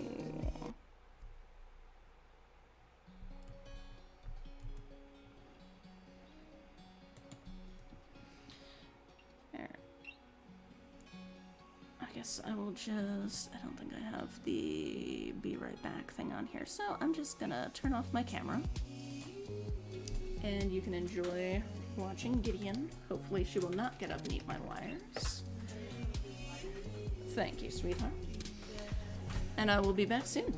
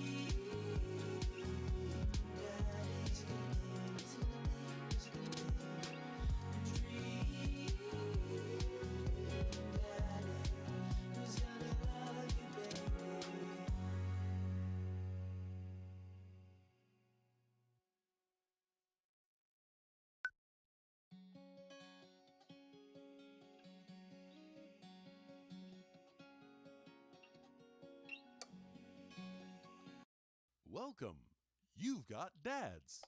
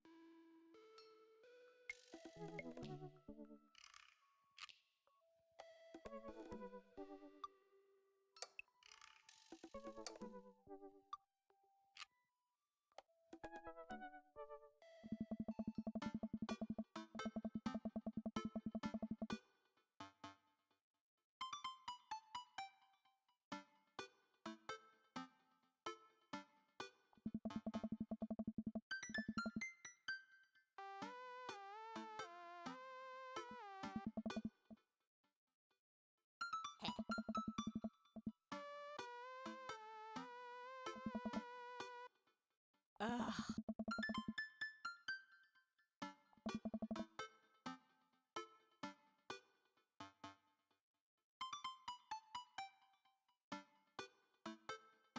Ah.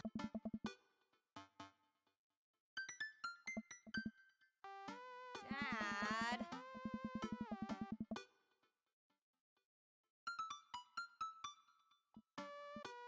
Hmm.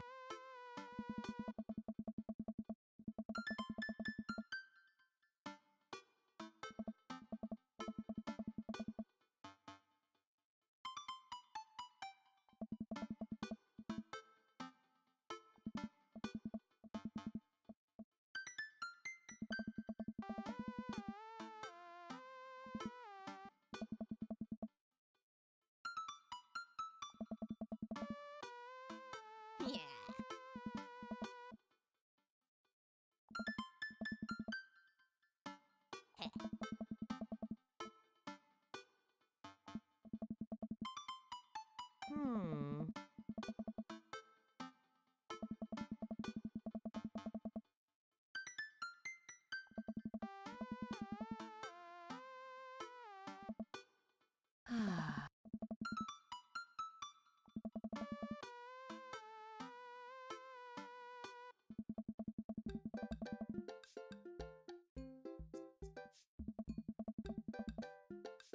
Hmm.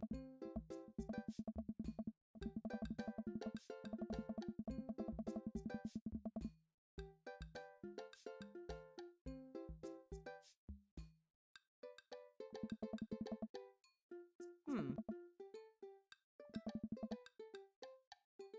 Hmm.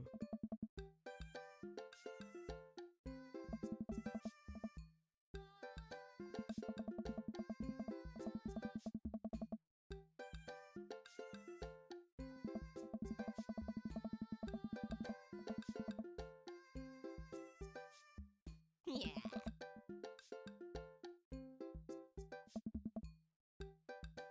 Hmm? Hmm.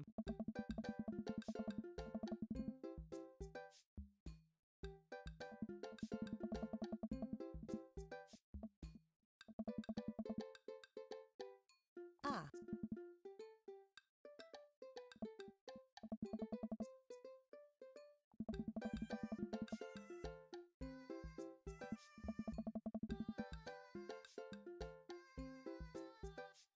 Eh? Heh.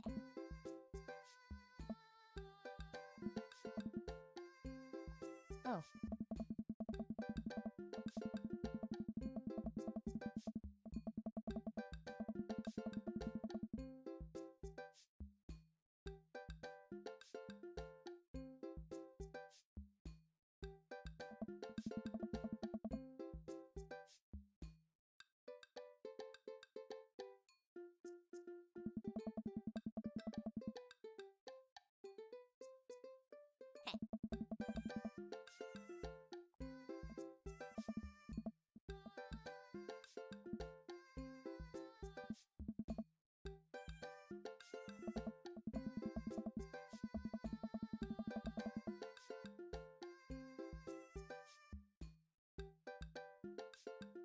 Hmm.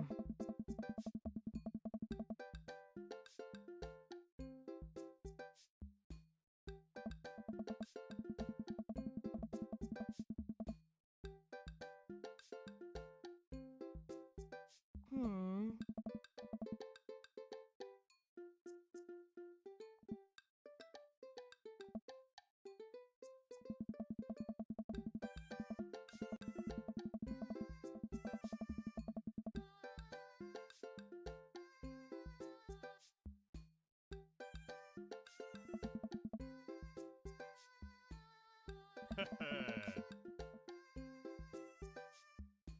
Hey!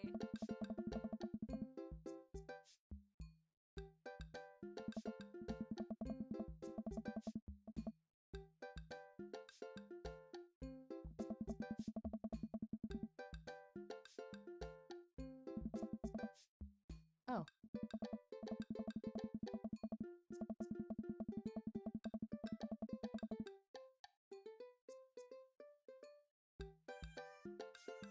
Hmm.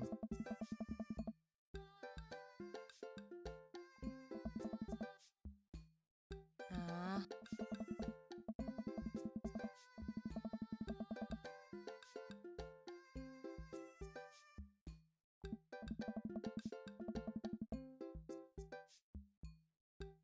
Hmm.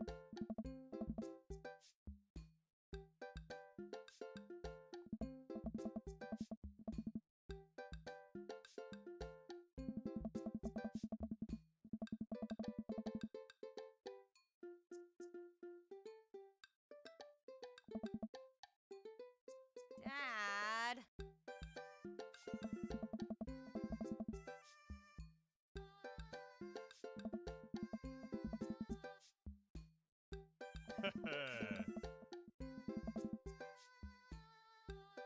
Huh?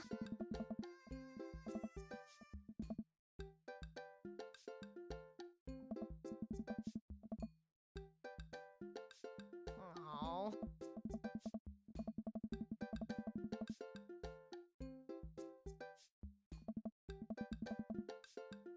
Hey.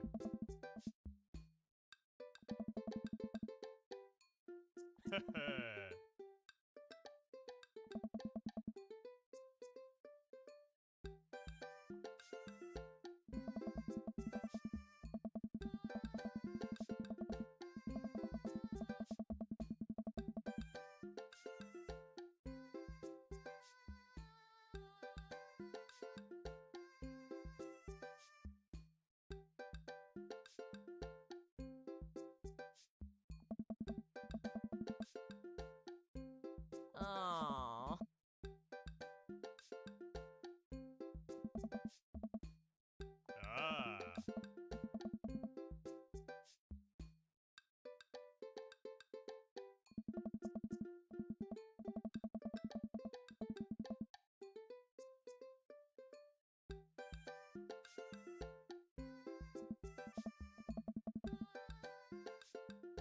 Ah. Ugh.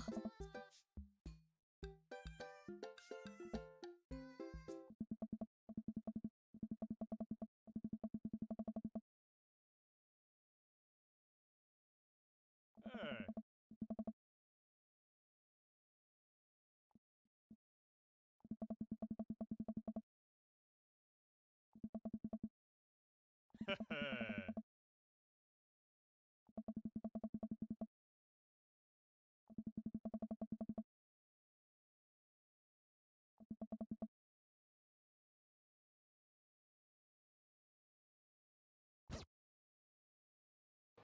Ski that ball.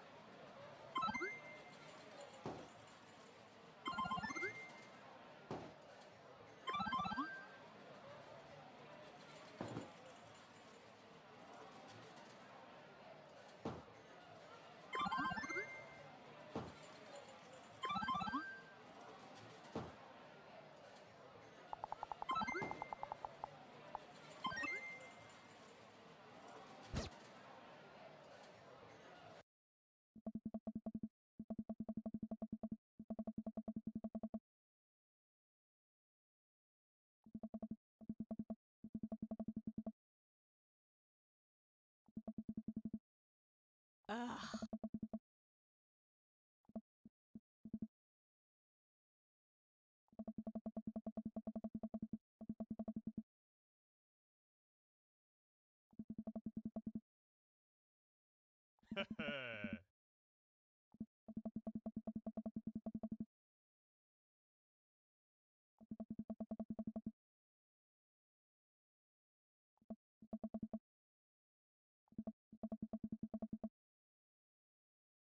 All right.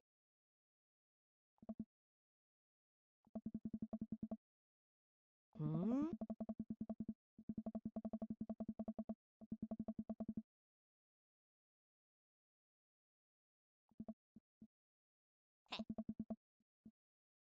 Yeah.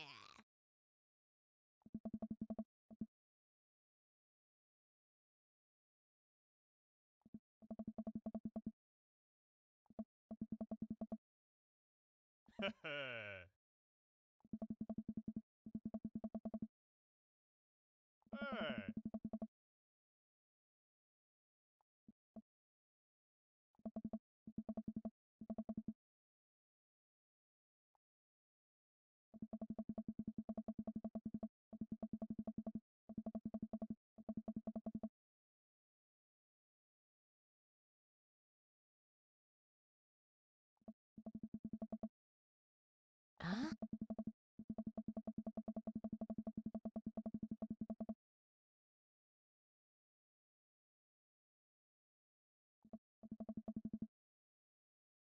Huh.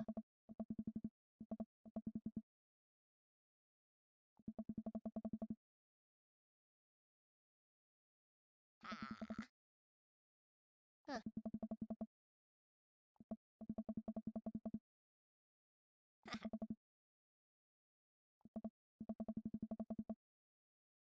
Hmm.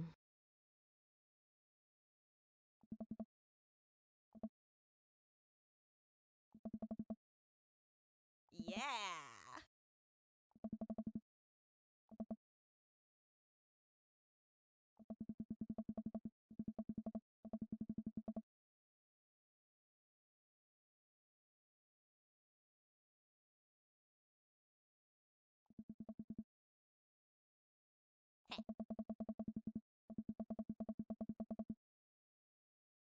Whoa!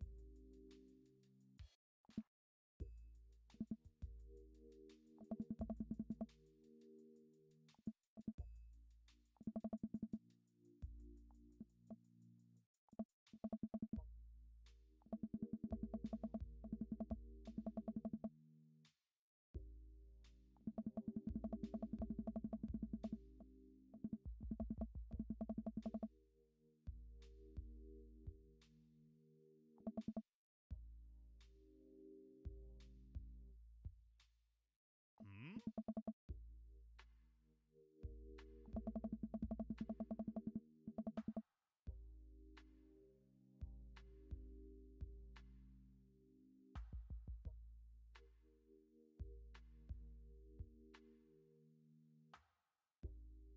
Hmm? Hmm.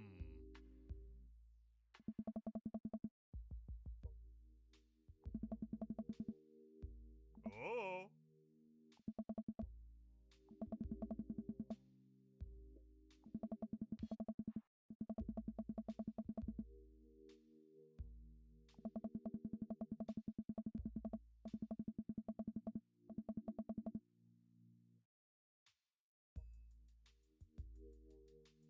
Hmm?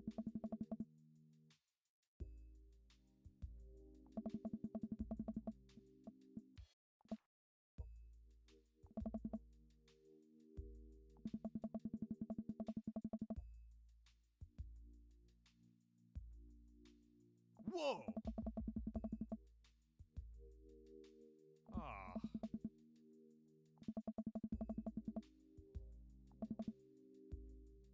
Hmm.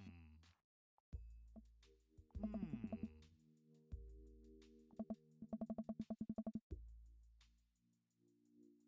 Whoa!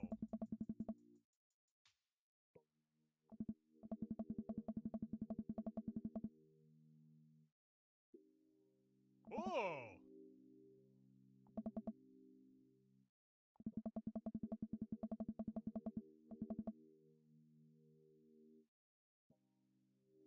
Aha!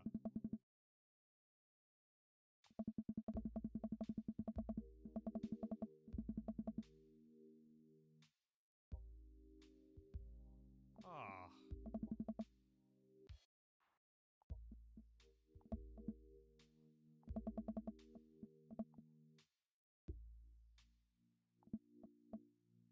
I don't know.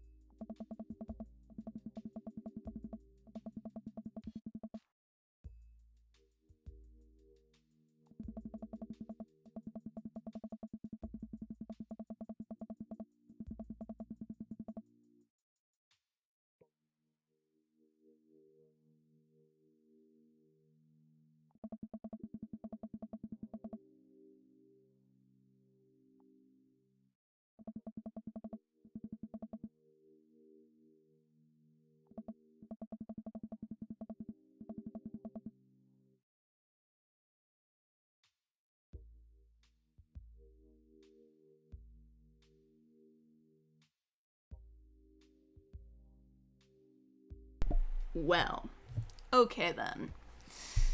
I guess I will do the Brian one next week, because apparently I never unmuted myself. Somehow.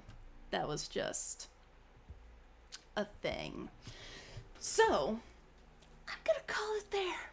And I'm gonna restart this next week. Alright then. I guess I'm more tired and hungry than I thought.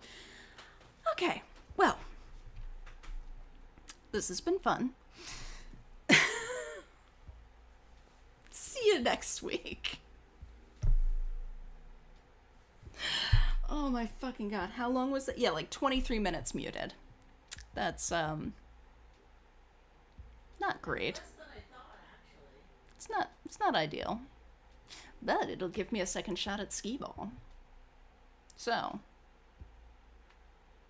have a good night, folks.